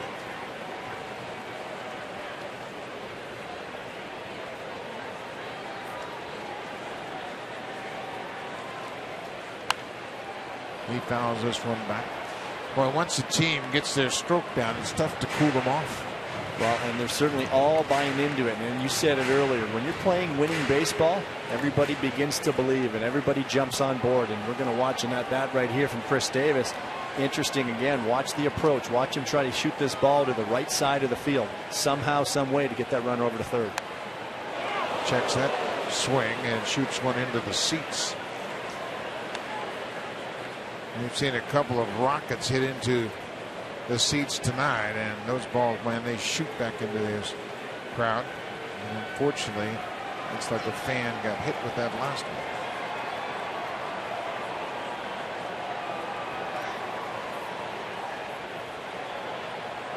Todd Redmond into the game.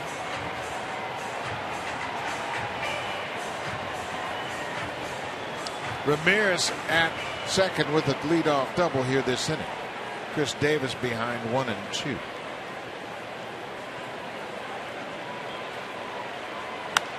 There's a shot to right. Bautista on his horse. He's not going to get this one. Ramirez is around third. He's going to score. Here's the throw to second. Not in time.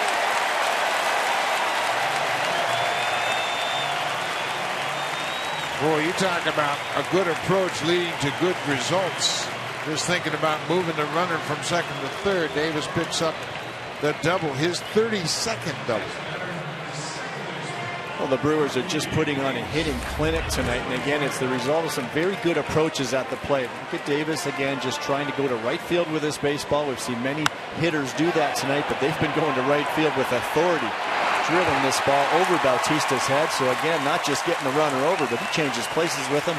RBI double, and the Brewers just a very nice, consistent approach at the plate. That's a season high 7th double for Milwaukee. And this is a ground ball up the middle. That's going to get through for a base hit. Here comes Chris Davis around to score. Another productive at bat. He was thinking about going the other way. Didn't hit it that hard, but it finds a hole up the middle. Ricky Weeks picks up the RBI. This was an off-speed pitch from Redmond, but again, Ricky Weeks trying to stay inside and shoot it over there. Just playing tremendous fundamental baseball, the Brewers. This ball's on the inner half, so it's very difficult to get inside enough, but he keeps it in the middle of the field. Even if Reyes gets to that ball, it's mission accomplished for Ricky Weeks. He would have gotten that runner over to third base. The Brewers had 6 doubles at Colorado on June 20th. That was their season high.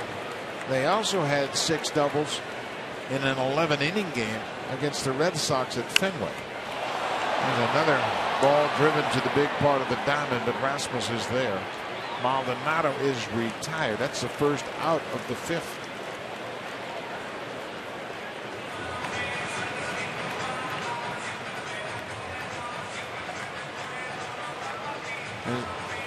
As we mentioned, the doubles, I think they're more damaging than the home runs in that you keep the pitcher in the stretch. He never gets to get a breather. He's always pitching with runners on base, and it just keeps the pressure on. It just not only keeps the inning going, but it keeps runners on base. And even right here with Todd Redmond holding the runner on base, you've got to be aware of that runner.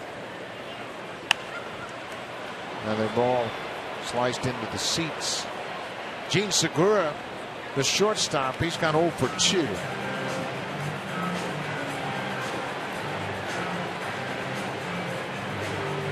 Pitcher has runners on base. He has to be aware of them potentially stealing. You have to come to your set position. You've got to take a peek, make sure they're not leaning too much. You have to throw over once in a while. If that runner's on second base, you may have to do your inside move. It just presents a pitcher a lot more problems than trying to focus on the hitter. This ball is drilled toward the alley in right center. Rasmus cruises over, makes the catch in front of the wall.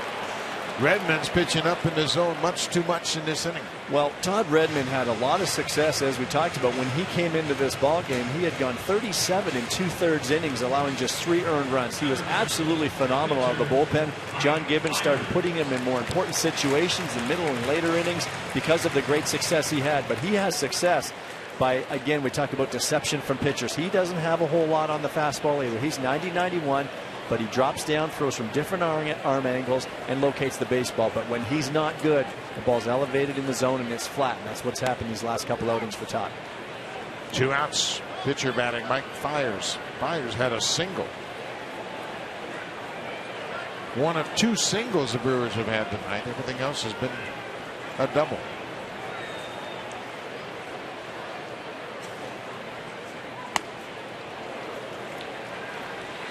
Boy, the Brewers are just wailing away. Even the pitcher taking a healthy cut.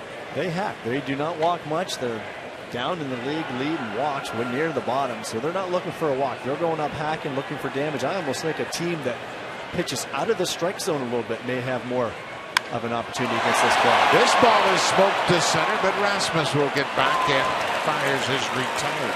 But the Brewers scored 2 more. They scored 2 runs on 3 hits in the 5th. We'll go to the 6th. Milwaukee has a 6-1 lead.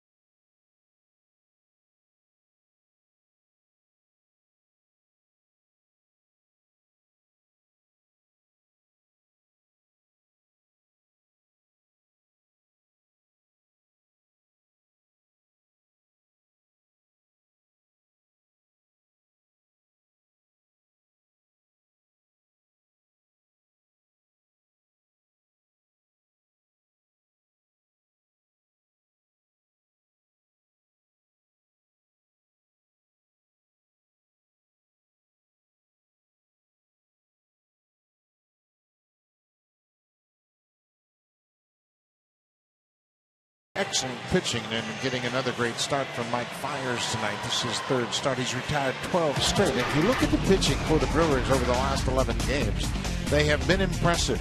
Joe, the starters have done a great job, but the bullpen has also chipped in very efficiently. Well, it's that bullpen that was not pitching as well earlier in the season. That was creating some problems for the Brewers, and that's why, as we talked about before that trade deadline, they were looking around for some relief help. But everybody inquired about Jimmy Nelson. That's who they wanted in return. The Brewers did not want to give up Nelson. We will see him tomorrow as the starting pitcher. But what's happened? The bullpen has stepped up, and maybe that's what happens around that trade deadline. Some guys down in that bullpen for the Brewers have stepped up, and this pitching has been outstanding. Another good night for Mike Fiers. 2 hits over 5 innings. He's walked a batter and struck out 6. He's thrown just 82 pitches. The Brewers will have Thursday off, just like the Blue Jays. And then they will welcome in the Pittsburgh Pirates. But then they go back on the West Coast. They just got back from L.A. They'll go back to San Diego. They'll have an off day on Thursday the 28th, play the Giants, and then go back to Chicago. It's an interesting schedule. They just finished up with Chicago last Thursday. So they go back to San Francisco, San Diego, and Chicago. And then they'll come home and play the Cardinals for 4. The Marlins for 4, and Cincinnati for 3. And they've got 7 left with the Cardinals. This division is a long way from being decided. The Cardinals are 2.5 back of the Brewers.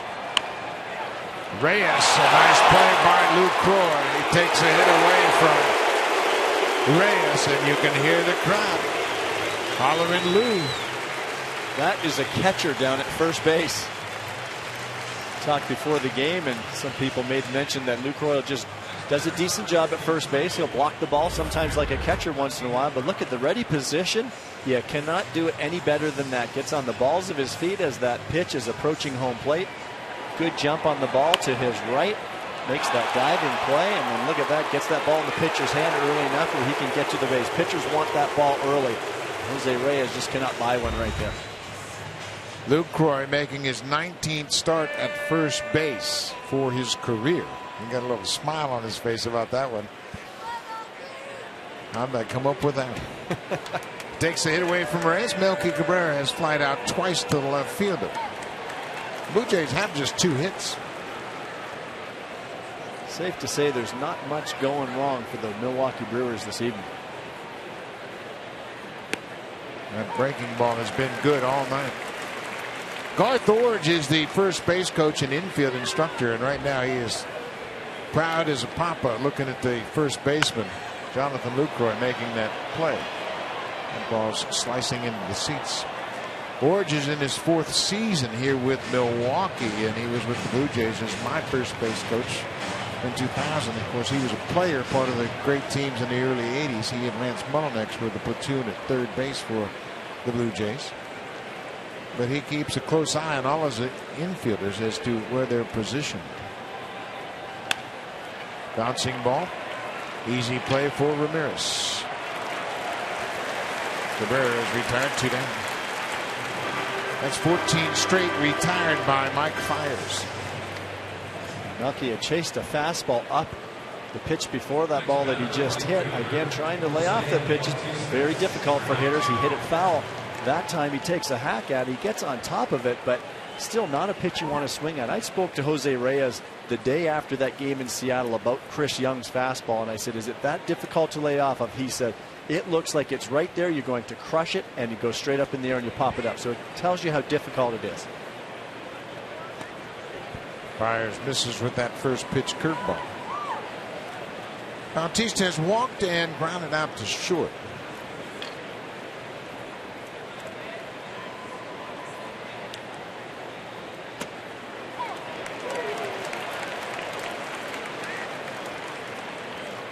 Boy, there's a heck of a crowd here in Milwaukee. First of 2 games. Tonight's game Tuesday and Wednesday afternoon. There's a fly ball to right. Braun over to his right. 15 straight retired by Mike Fiers. He is in total command.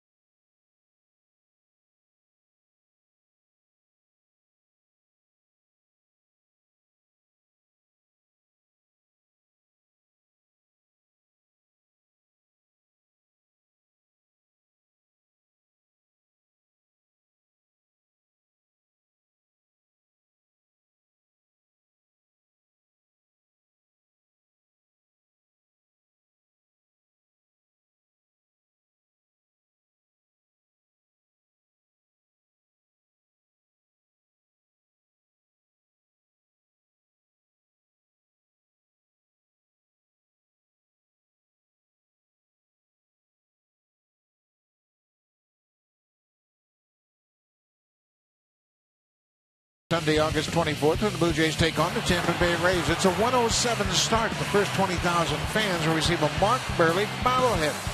Call the Blue Jays at 416-341-1234 or log online to BlueJays.com and get your tickets for the Mark Burley bobblehead day. Sunday, August 24th. That is the sausage race, which is always a big part of the ballpark here at Miller Park. And that sausage race at the bottom of the sixth every night. There's a deep drive, but well foul off the bat of Carlos Gomez. Gomez was out early this afternoon running the bases, and it looked very curious, and it looked like he might have been trying to address a leg injury the way he was going about his business. But we talked to him, and it was a different story. Yeah, just exactly what we thought was perhaps maybe he's nursing a leg injury, maybe getting loose out there early, but we come to find out that he likes to do that early. He comes out early. He wants to get his legs loose. They had an off day. Sometimes after not running for a day, having that day off, he wants to get it going again, but not only just run, but he's running the bases. He was running the bases. He said, I just want to come out and get loose, make sure my legs are okay. He said, in the winter, I run all the time to keep my legs sharp. That's a big part of his game, of course. And it was interesting to see him addressing the off day yesterday by coming out early. Boy, he gets sawed off and fights it off. Todd Redmond, the third Blue Jays pitcher to work tonight. J-Happ started, went 3 1/3. He's charged with 4 earned runs on 6 hits. Dustin McGowan worked 2/3 of an inning and got out of the 4th inning, retiring the only 2 hitters he faced. Gomez strikes out. The play of the game is brought to you by the Sleeman Speakeasy. Only the notorious get in. Enter for your chance at SleemanSpeakeasy.ca. Oh, and Ron Renneke can put his catcher down at first base, and he makes the defensive wizardry play here. Gets the ball, flips it up to Fires, but what a job he does. That's a catcher making his 10th start at first base, but he can do that. You definitely want his bat in the lineup. Ron Renneke gives him a chance to get Maldonado behind the plate and get Lucroy away from behind the dish for a game. Lucroy's had a good night in the field and a good night at the plate. He's got a pair of doubles. He leads the majors with 42 doubles. Trying to become just the 3rd Brewer to amass 50 doubles in a season.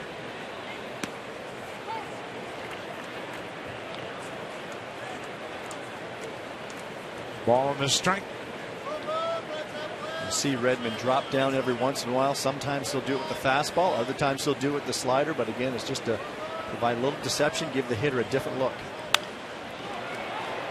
Lucroy slices that one into the seats. The issue he has with that is sometimes when you do that, you get on the side of the baseball, and especially on a slider, the last thing you want to do is get on the side of it, because then that slider just spins and you get any break at all. It's just on that same plane. You want to get on top of the baseball and impart downward spin on that slider, but he's got to give a different look. Sometimes it works for him, other times it does not. He's still got to locate the baseball.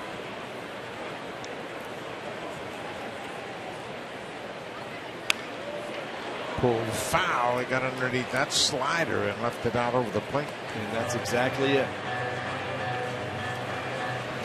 Get underneath that pitch just a little too much. It's great to provide a different look to the hitter, but if you're not going to throw a quality pitch with it, you may pay for it. That one just hung right over the middle of the plate. Lucroy fouling it. Lucroy's had a 3-double game this year. His only 3-double game of his career. This is going to be a fly ball to right. Bautista coming in a few steps, makes the catch. Lucroy is retired.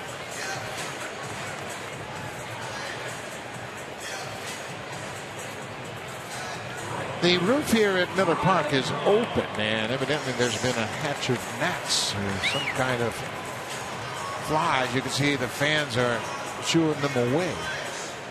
It's a great crowd for a Tuesday night, and they anticipate they'll have the same crowd tomorrow. And the game has become so significant, they've added it to their local TV schedule, so they'll have the game on TV. It wasn't originally scheduled on the program. But Brewers are in first place, and they're trying to go back to the postseason. They lost the NLCS in 2011. 2008 they got to the League Division Series and lost that as well. Bautista in right. Redmond has a much better inning here in the 6th. We'll go to the 7th. Blue Jays got some work to do. They have a run on 2 hits and trail by 5.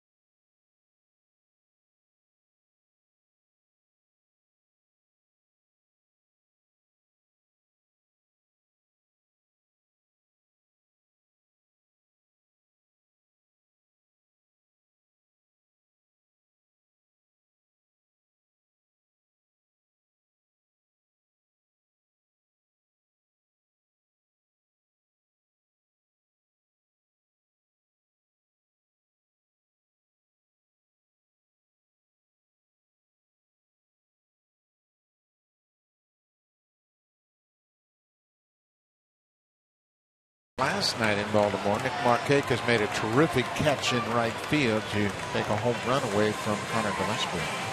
You can see the banner of the AL champs in 1982, and they lost to the Cardinals in the World Series. That team, of course, featured Paul Molitor, Robin Yount, Gorman Thomas, Ted Simmons, Pete Vukovich, terrific ball club, and they lost to Ozzie Smith and the Cardinals in '82. They've been to the postseason twice since then. As we mentioned, they lost the National League Championship Series in 2011 and lost in a division series in 2008. 15 straight retired by Mike Fiers. Edwin Encarnacion lined out sharply to the third baseman his last time up. He's 0 for 2. The Blue Jays have 2 hits, and they came in consecutive at-bats in the 2nd. Deanna Navarro had a leadoff single. Colby Rasmus hit a double. And that's been it. They haven't had a base runner since.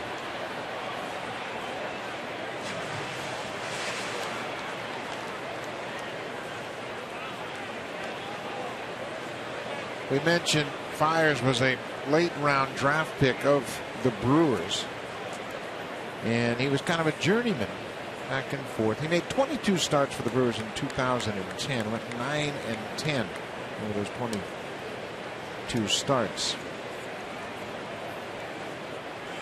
Went back to the minor leagues.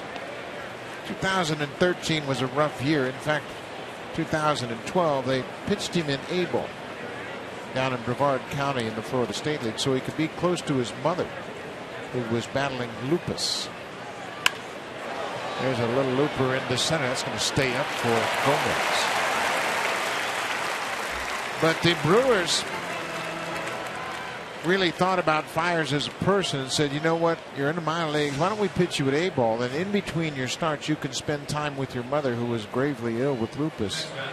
It's a pretty cool move by the organization. Gord Ash, the assistant GM, told me the details, and he said, you know what, he said, I learned about that from the Blue Jays. Isn't that interesting? He would pitch his day and then be able to go spend 4 days with his mother. Brought him down to A-ball where he could be close to her. understanding the importance of family and especially going through a very difficult time. Yanner Navarro has one of the 2 hits.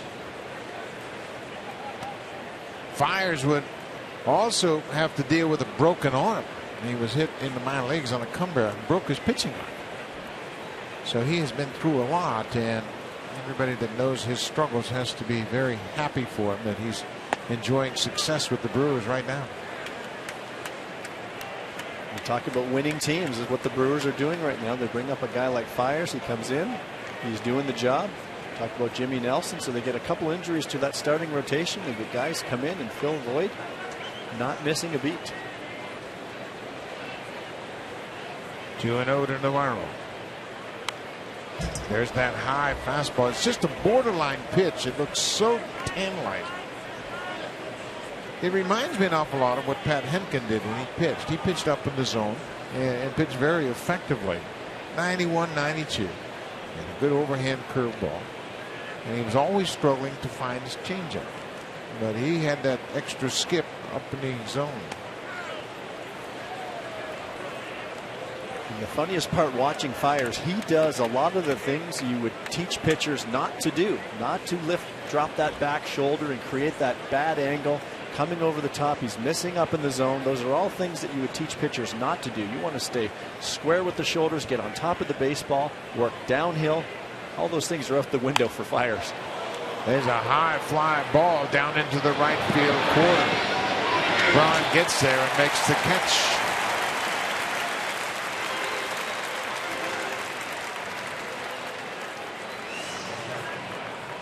Ryan Braun playing his first season in right field. He was the left fielder for most of his career. He actually started out on the infield, played third base, and then they moved to the outfield. He's become very comfortable in the outfield, made the transition from left field to right field, so they opened up the hole for Chris Davis, and he's responded with a 20 home run season.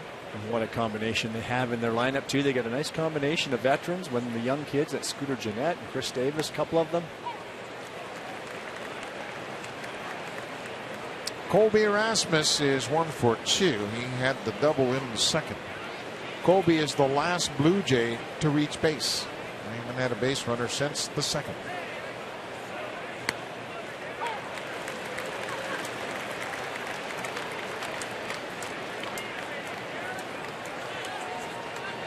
Well, interesting. A lot of people will say, why would you play a left-handed hitter to pull the way the Brewers do, yet still pitch him away? But it's because a hitter like Colby is inclined to pull the baseball no matter where it's pitched. He's what they call a hooker. He'll hook everything, and even that pitch down and away, that's the first thing he's thinking about. His power is to pull side. There's no question about it.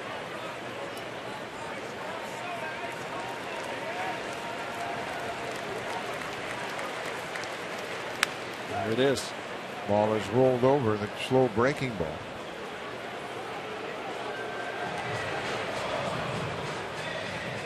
It's a beautiful ballpark, Miller Park. It opened up in 2001 and replaced County Stadium, which was just behind home plate on this same piece of property.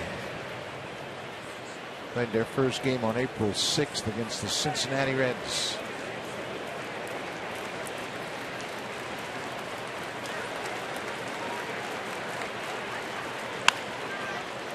Fiers. Lucroy. 18 straight retired by Mike Fiers. He has made a statement here tonight.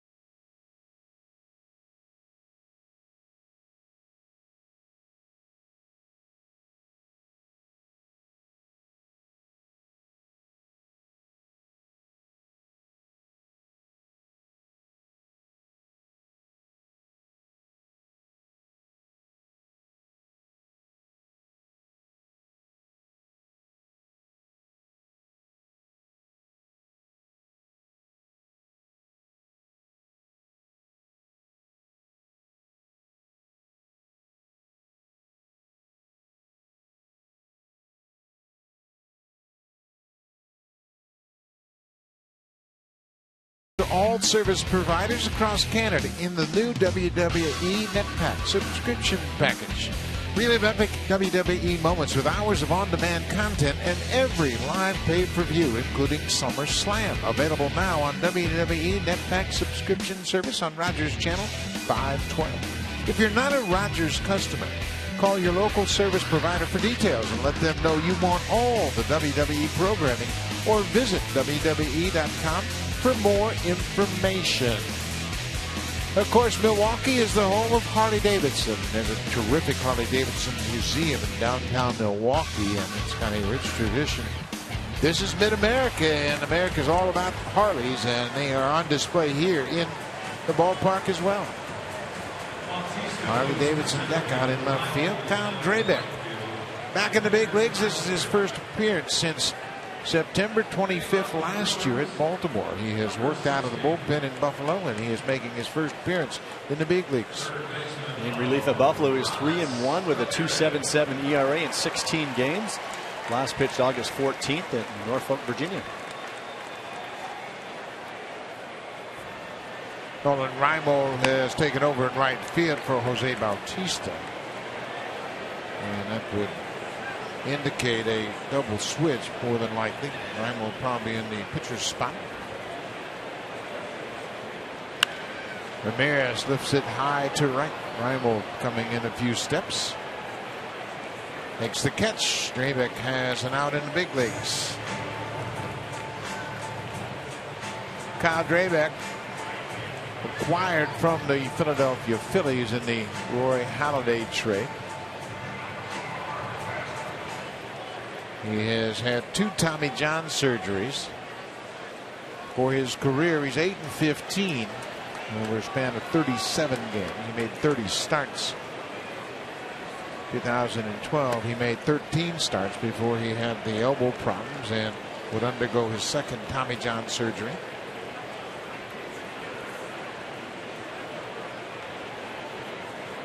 Kyle throws 5 pitches, may not see them all pitching out of the bullpen. Ground ball, base hit through the left side. Chris Davis has his second hit of the night.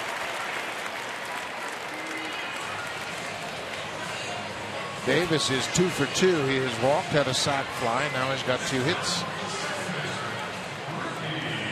Drabek has fastball, curveball, slider, cutter, and changeup. Of course, as a starter, you may use all those 5 pitches, maybe less so out of the bullpen. Talked to him about that transition, and he said it was tough. His first love is to be a starter. It's what he's always done. So it was difficult, but he's gotten used to it, and it makes some adjustments to your routine down there. When you're used to having that full warm-up and pitching every 5th day, now he's eager every time that phone rings down there. The adrenaline gets flowing. Ricky Weeks, the second baseman. Brewers now have 10 hits.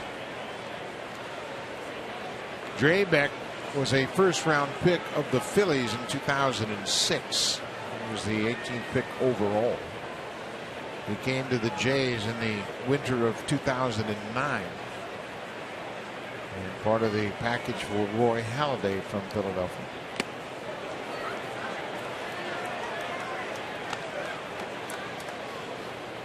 Kyle's just 26 years old. There's no reason why he can't have a long big league career. Command has been his problem. He had a career high 55 walks in 2011 and 78 2/3 innings.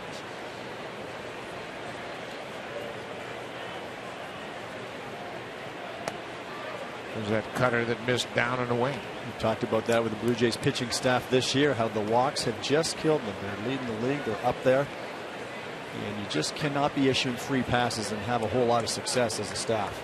Well, not only the effect of a free pass and walking a batter, but you show them so much information, throw them so many pitches, and you just give them too much information in every at bat. Weeks run around. Good movement right there. The 2-seam fastball running in on Weeks, and you can tell again, you don't need to look at the radar gun. You don't need to look at the location of the pitch. Watch the hitter. When Ricky Weeks is attacking that fastball, tries to hold up. Very difficult, but it tells you that ball's got a lot of movement to it. The Blue Jays pitching staff is 14th in the American League in walks per 9 innings. Well, there's a nasty breaking ball. Weeks waves at it and strikes out. Jay Happ was the starter tonight, and the Brewers hit him hard. He went 3 1/3. He gives up 6 hits, but 5 of those hits were doubles. Yeah, they just charged with 4 runs. They just jumped him. They really had an aggressive approach here, and I think Jay Happ, again, we talked about his being aggressive with the fastball. That's where he's had success. He stayed with his game plan, but boy, in that first inning, after about 5 hitters, they had to go to plan B. Looks like Mike Fiers might be done.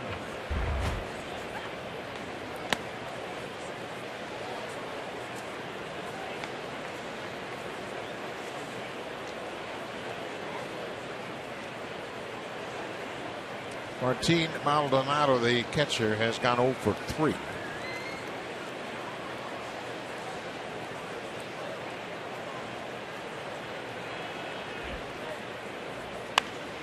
This is popped up. Reyes, the shortstop, out onto the outfield grass. Kyle Drabek does a good job. He gives up a single and nothing more. Brewers leave a runner. We'll go to the 8th. Milwaukee has a 6-1 lead.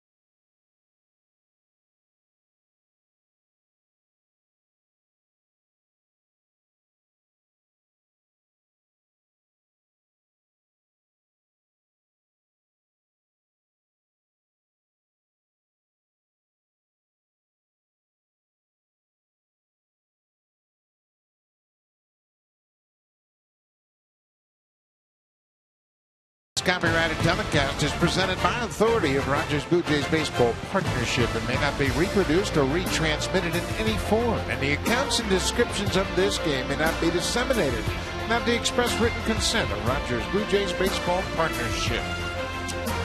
We're in Milwaukee, and it's all Brewers so far tonight. Brewers have a 6-1 lead. The Blue Jays have just 2 hits. New pitcher is Zach Duke, the left-hander, making his 57th appearance of the season. And Zach Duke has been outstanding in his 56 games, a 1.9 ERA, striking out 60 batters in 47 in the 3rd innings of work. Opponents only hitting .27 against him. Average fastball around 90 miles per hour, curveball, slider, and change, but the slider is his pitch. He'll use it about 35% of the time. So Duke is the new pitcher. Gerardo Parra has come on to take over in left field.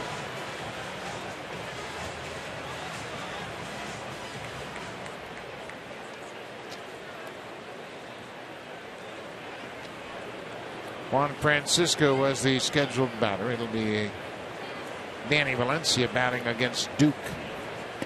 He takes a first pitch strike. Valencia has done a nice job since joining the Blue Jays. He is especially effective against lefty pitching. It's a nasty sinker down and away. Valencia has hit .373 against lefty pitching.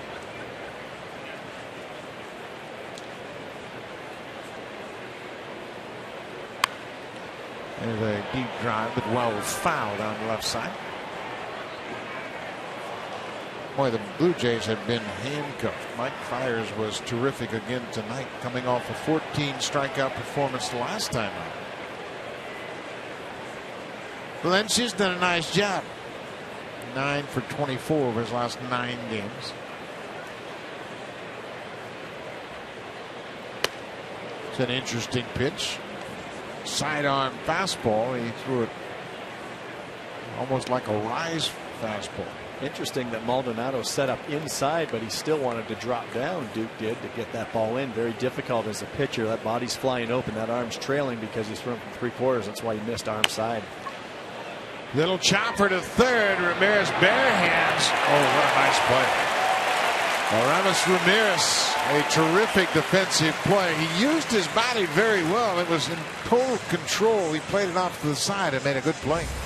Good veteran play right here by Ramirez. No panic whatsoever. See how he surrounds the baseball, grabs it with the bare hand, off balance throw, but look at the no panic. He just approached the baseball knowing his runner. Valencia runs pretty good, but he knew he had time, but creating that angle as you approach the baseball so that when he does grab it with his bare hand, he makes that off balance throw that third baseman do as his momentum's coming towards home plate. Got to make sure you get that ball and keep it to the fair territory side of first base. He executes that perfectly. Steve Thomason will bat for Munenori Kawasaki. Kawasaki went 0 for 2. He's got the only RBI. He had an RBI on a ground out in the second.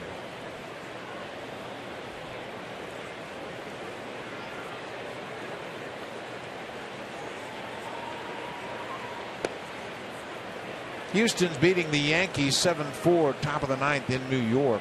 Detroit and Tampa Bay tied 5-5, bottom of the ninth in St. Petersburg.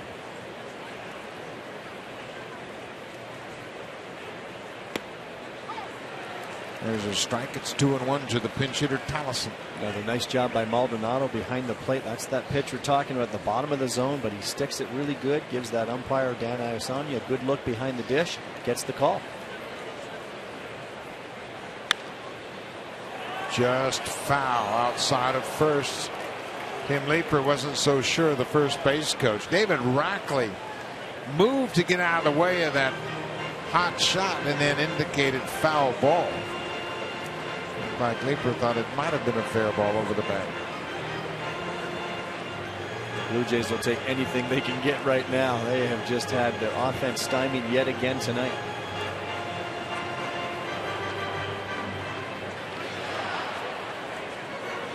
Mike Fiers finished up retiring 18 straight. Blue Jays haven't had a base runner since the second.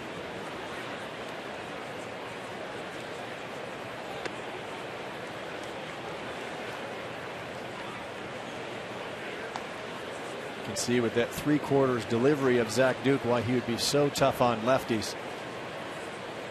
Done a nice job against righties as well, also out of the bullpen, but very tough to pick up the ball for a left-handed hitter. That ball's coming from behind you. Hit hard. Nice play at short. Segura strong arm. Boy, the defense has been keen tonight. 2 down. Let's check in with Jamie Campbell.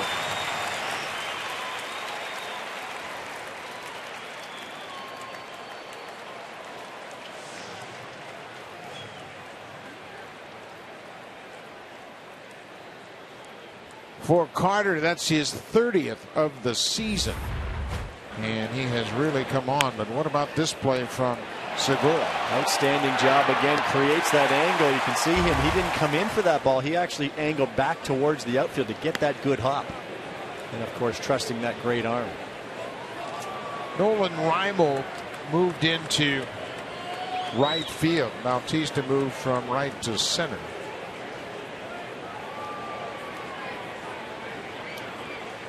Graybeck is in Colby Erasmus' spot. Reimel goes after the first pitch.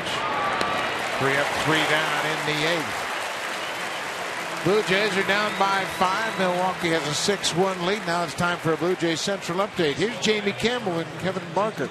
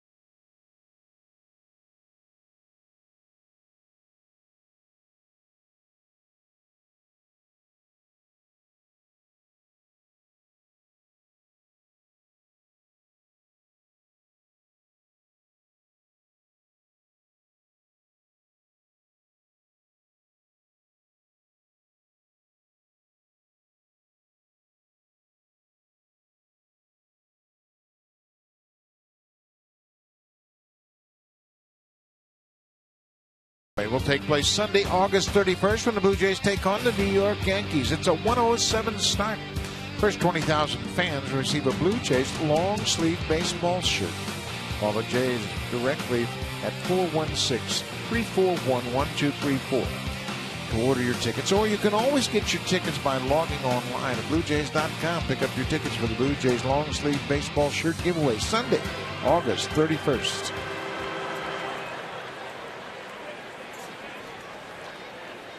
Steve Tollefson came into the game as a pinch hitter for Munenori Kawasaki. He takes over defensively at second base.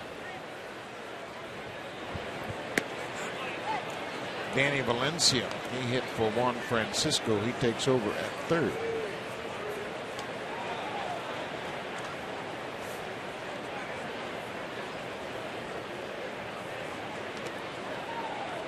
Kyle Drabek in his second inning of work.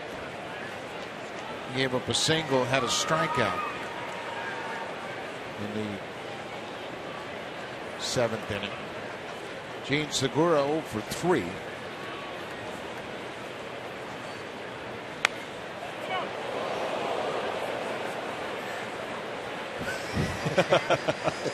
That'll always get your attention, won't it? That's why they put those screens up. It's hard to remember just how dangerous it was before those screens were put up. We've seen line drives in the stands above the dugout. The dugout's even closer without that little screening there. Dangerous territory. Another good breaking ball from Drabek. He strikes out Segura. That's his second strikeout.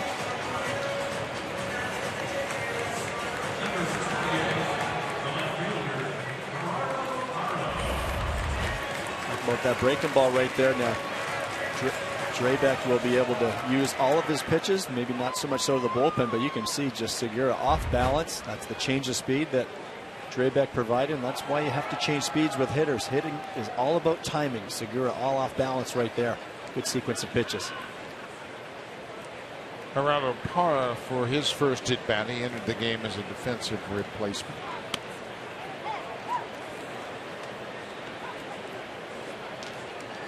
Also part of the National League game when you make a pitching change. You look at the most recent position where you can insert the pitcher and then put a position player in the pitcher's spot. And that's what happened with Parra when he entered the ball game. So the pitcher, Duke, is in the fifth spot in the lineup.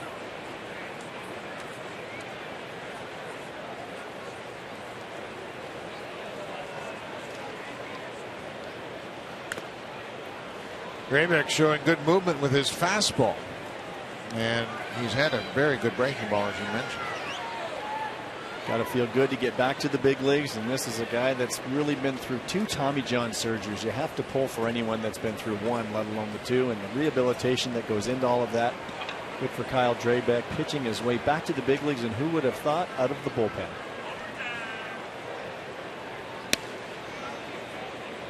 I think the one thing that he has on his mind is just putting up some good innings of work and going into the offseason and preparing himself to compete as a starter. I'm sure that is exactly what's on his mind. He talked about that being his first love. That's what he wants to do. But for now, this will get him back to the big leagues. He'll take it. It's a hard breaking ball, and Parra strikes out. 2 down. Now it's time for Drive of the Game, brought to you by the 2014 Honda Civic, Canada's best-selling car, 16 years in a row, and the official vehicle of the Toronto Blue Jays. Carlos Gomez got things going in the bottom of the first off. Jay Happ teeing off on this fastball. It's the first of 7 doubles, a season high for the Brewers this year. And it's just been a flurry, just some great at-bats by the Brewers tonight, some good approaches. Gomez goes after the first pitch, and it's a high pop-up in shallow left. Reyes is back. Another good inning for Kyle Drabek. He pitches 2 innings, gives up a single, and strikes out 3. We'll go to the ninth. Reyes, Cabrera, Bautista.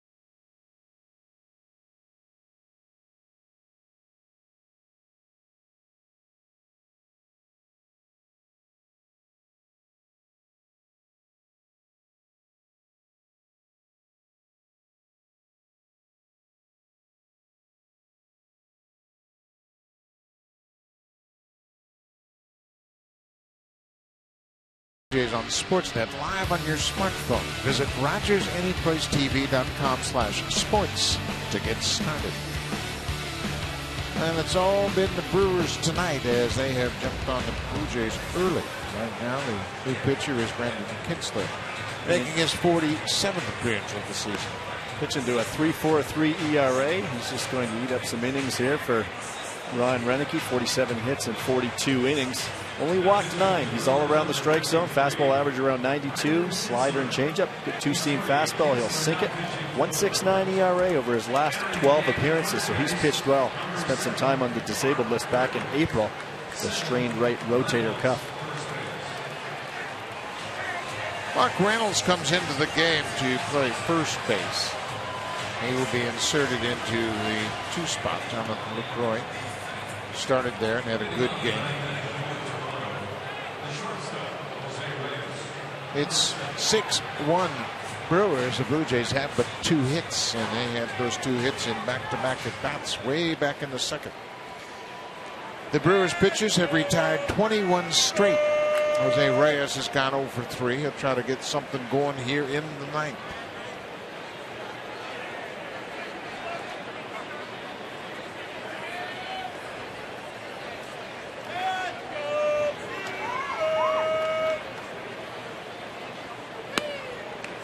Reyes had a hit taken away from him back in the 6th on a very nice play by Jonathan Lucroy, the first baseman. He went to his right, took a hot shot with the backhand and threw the first to the pitcher.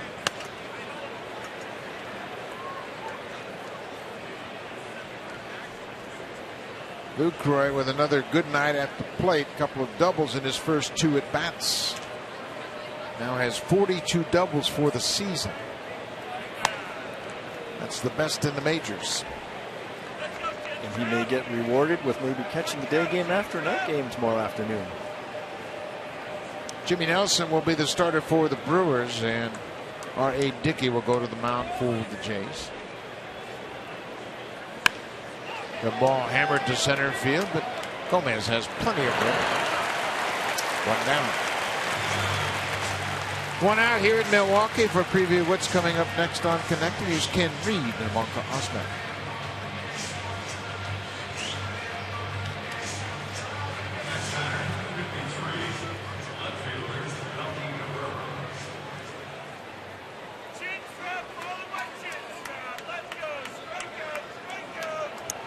Melky Cabrera 0 for 3. A couple of flyouts and a ground out.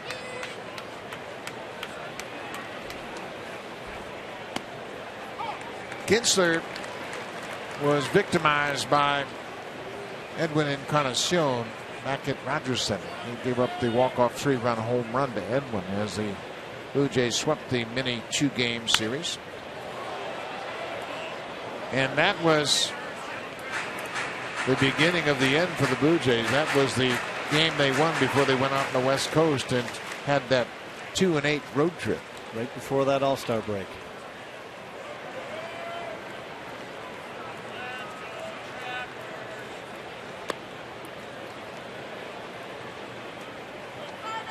Watching the Brewers swing the bats tonight, you wonder if maybe R.A. Dickey might be a good matchup for this team. This is a free swinging team. If he can get guys hacking away at that knuckleball, if he's got good movement tomorrow, it may just play right into his hand. The Blue Jays certainly hope so. Bouncing ball. Tough hop for Ricky Weeks. He made it easily. Shootout. Jose Bautista has walked. He was officially 0 for 2.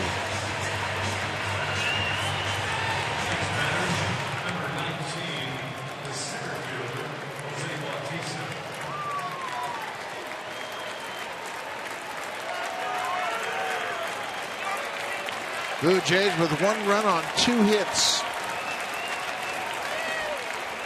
They haven't had a base runner since the 2nd. 23 in a row retired by Milwaukee.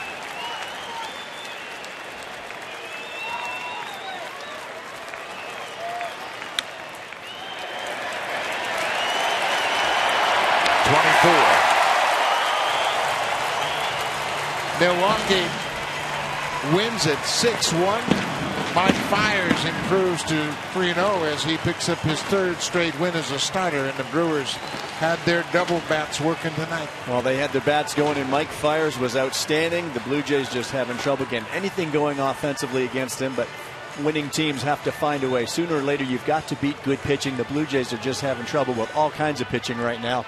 But they had the doubles going, setting a season-high 7 doubles for the Brewers tonight. Just a great approach, and they really jumped Shea Happ early in the ball game and never looked back. The Blue Jays fall to 1-6 on this road trip. We'll be back at it tomorrow. It all starts at 1:30 Eastern Time. That's the pregame show. R.A. Dickey will go up against Jimmy Nelson for the Brewers. Blue Jays desperate for a win. Stay tuned. Connected coming right up. Here's Ken Reed and Ivanka Osmak.